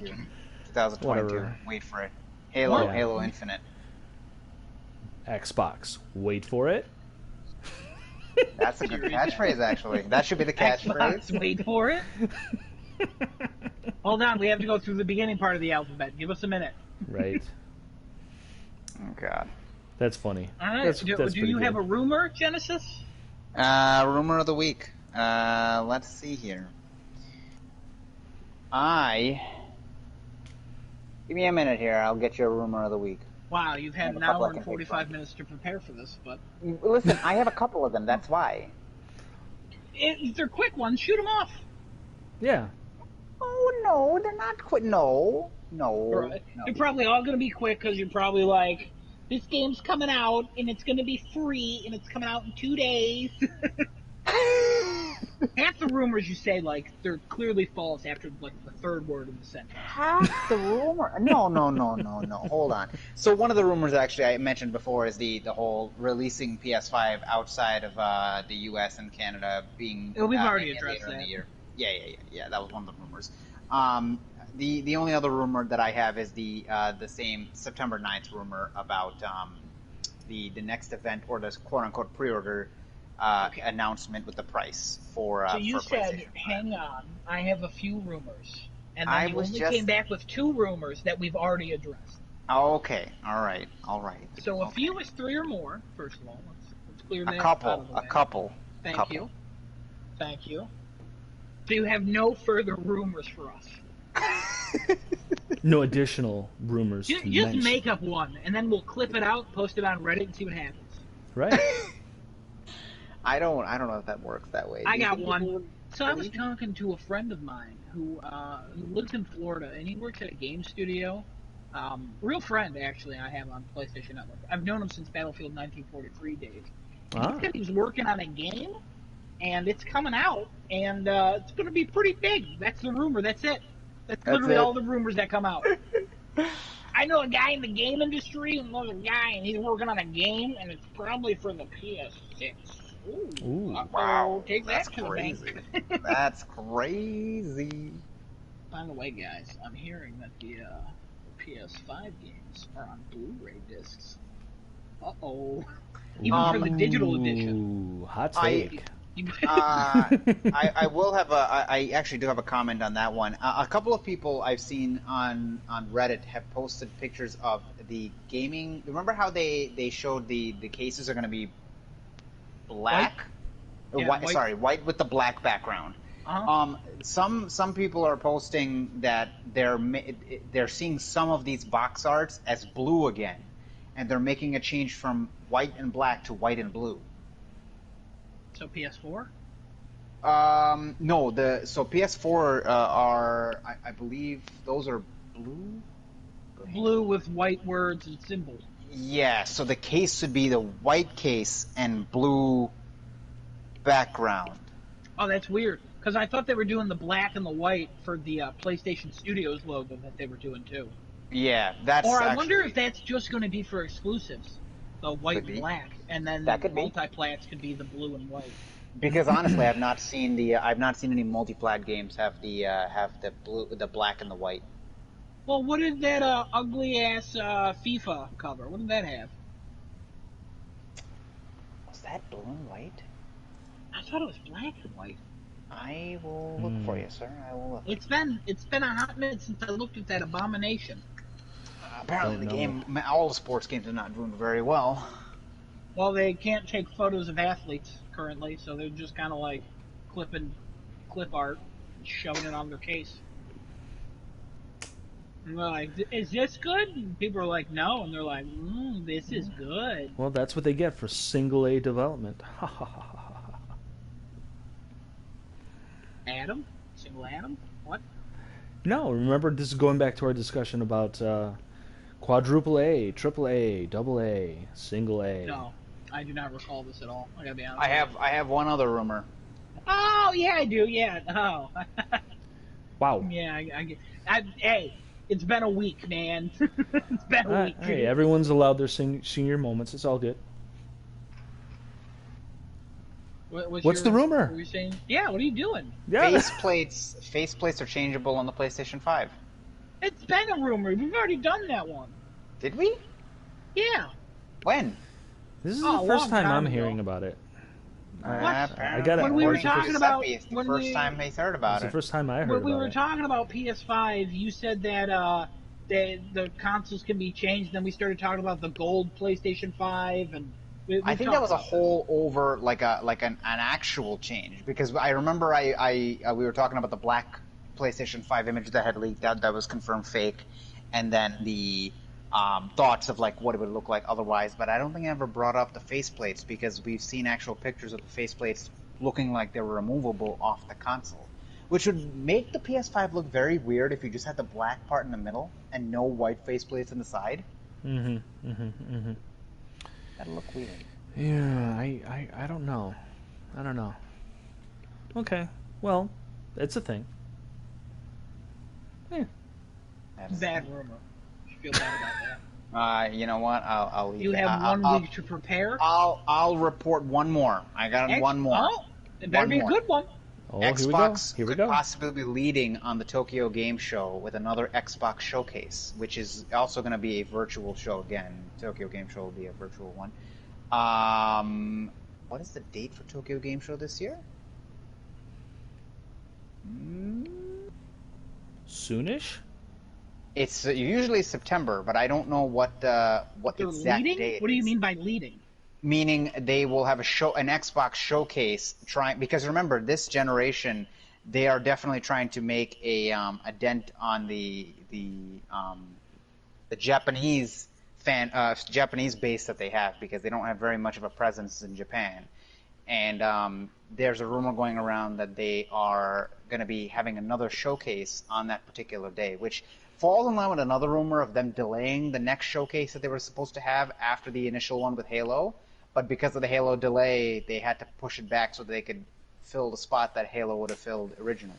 They've already announced what they're doing at Tokyo Game Show. What are they doing then? I don't know if you've looked in the group text chat. Yeah, it's already there. They say no new next-gen news, celebrating Japanese games creators and games. And then updates coming to Microsoft Flight Simulator for PC, Japanese Minecraft community creativity, showcase broadcast in Japanese only. No new next-gen news. Well, to be fair, that the official was Xbox account retweeting Xbox Japan. So that's that was not a good one. that was literally disproved before we even started talking about it by someone with familial relations to you. I did not see that, because normally when we're streaming, I don't look at the phone. Interesting. I will say this. You know what definitely would help, or would have helped, Microsoft, kind of like, try to get a dent into that Japanese market. Yeah, Halo. Halo probably would have helped, but now it's not. So there you go. Has Halo been a big seller in Japan? I'm not saying that it is, but I'm just saying a big title like that, it would not have hurt. It's not. I'll give you this. It would have helped. Just looking at last year's sales for Japan, the top 10 best-selling games in Japan were Pokemon, Smash Bros, Kingdom Hearts 3, Super Mario Maker, Monster Hunter, Super Mario Bros, Monster Hunter, Mario Kart 8, Minecraft, and Luigi's Mansion 3. So unless you're Mario, or you're Pokemon, or you're Capcom, or you're Square Enix, you're not getting into Japan. Animal Crossing's crushing right there, right now. I can look that up for this here, yes. No, I already know it is. Oh, you're okay. I don't know how much it's due. I know it's crushing. It is crushing. I mean, Switch is crushing in Japan right now. Correct. Yeah, you are correct on that. Yeah. Yeah. Looks like September 23rd Halo is Tokyo 3 Game was Show. big in Japan. And it looks like Halo 5 Guardians was the worst selling mainline Halo game in Japan. But also wasn't it also everywhere? Yeah, that was not a well-received game. So yeah. I don't know how I don't even know if the Master Chief Collection came out there. That game's release is all messed up and weird. So, but yeah, I guess Halo is kind of big in Japan. I don't know if it's still big in Japan. Halo would have helped. But, I'm just saying, like, I mean, whether I don't you think have it came out and they're like, well, we hate this. I don't think it would have hurt, but No. I don't know how much it would have helped. Because Well, Xboxes don't do great in Japan, but they do have a Yakuza coming to an Xbox now. So They do. They do. They have Dragon Quest coming to Xbox as well now. Oh, Dragon also, I Quest is a forgot big to one. mention this when we were talking about like the pre-order and price. I saw something where it said the Switch, the price wasn't released until 50 days before the console launched. Is that really true? Yeah, it is. 50 days. Interesting.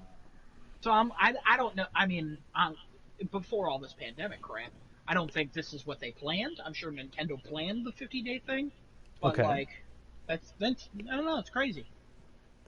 That Fair other enough. Games have, you guys, we never talked about the PC PlayStation. The PC PlayStation. Oh well, go ahead. Let's talk about it. I don't really have anything new to say on it. Okay.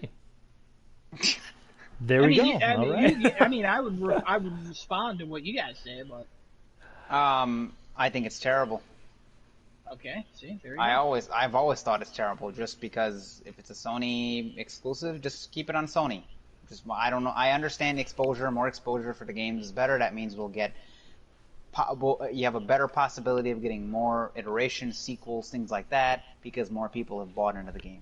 Yet I understand all of that. I will say this though. If this is like really the thing, and Sony's exclusives will all eventually be transitioned to PC. Well, I'm just saying, if it is a sampling of what possibly could happen, then you're going to have a huge, massive resurgence in popularity for Bloodborne, because there's so many people that have wanted to see that game come on PC. Every single time we do a stream. But I'm just Every saying. time. I'm just saying. Oh, for Bloodborne? Oh yeah, he's got to mention I'm Bloodborne. just he saying. likes it.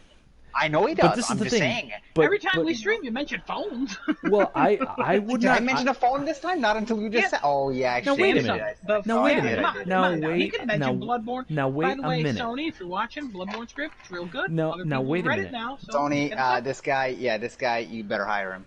Okay, so I would not have brought it up had this topic not been reiterated by Adam, but I'm just saying for a fact. But you guys Lots wanted to of talk about this. That's why I So brought Adam it up. is the catalyst for you mentioning Bloodborne every time, is what you're saying? No, It's okay. for No, this he can time. talk about Bloodborne For every this single time. time he wants. He can do it No, anytime. I'm not going to talk about the game other than the fact that if that came to PC, the ability to get in there and kind of like crack it open and get to start modding it and kind of like opening up some of the areas that were locked down on older builds that other people have been able to kind of like data mine to open up and see, oh, what does it look like when you see different levels of the city, or different kind of areas that are normally not accessible from the game regularly.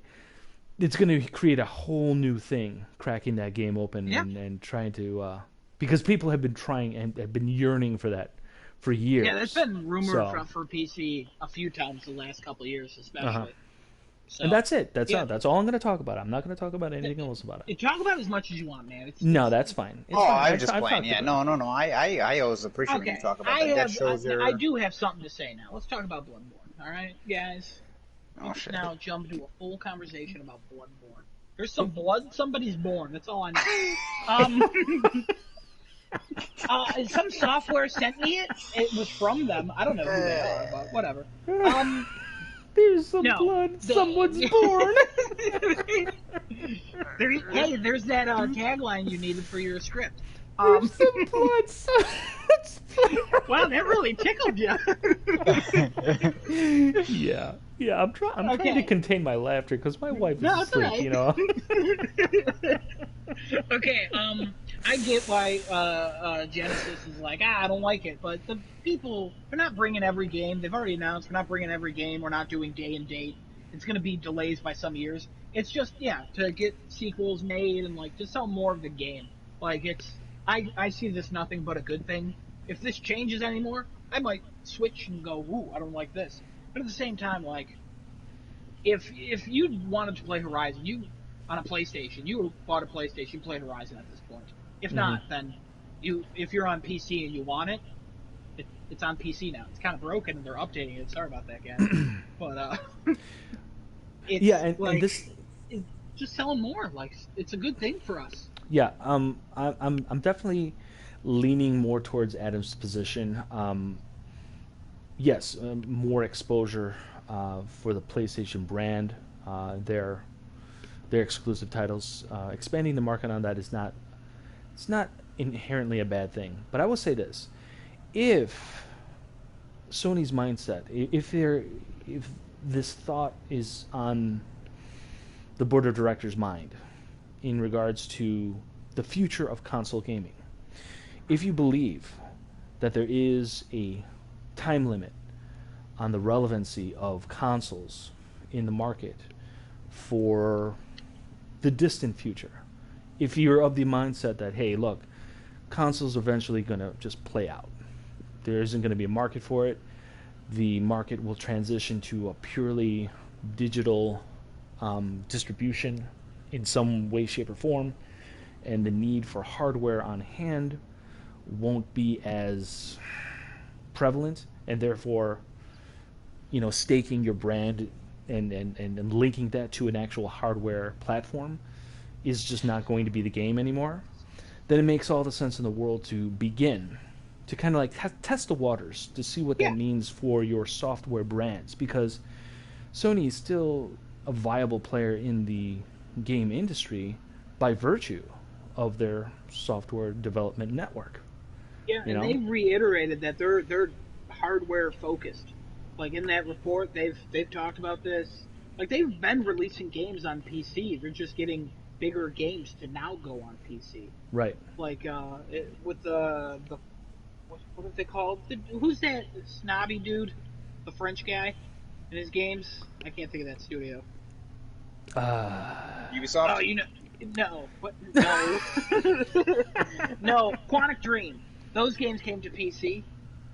Death Stranding's now come to PC. Horizon's come to PC. There were a couple other games, like, some years ago that were, like, tinier games that were Sony published and they came to PC.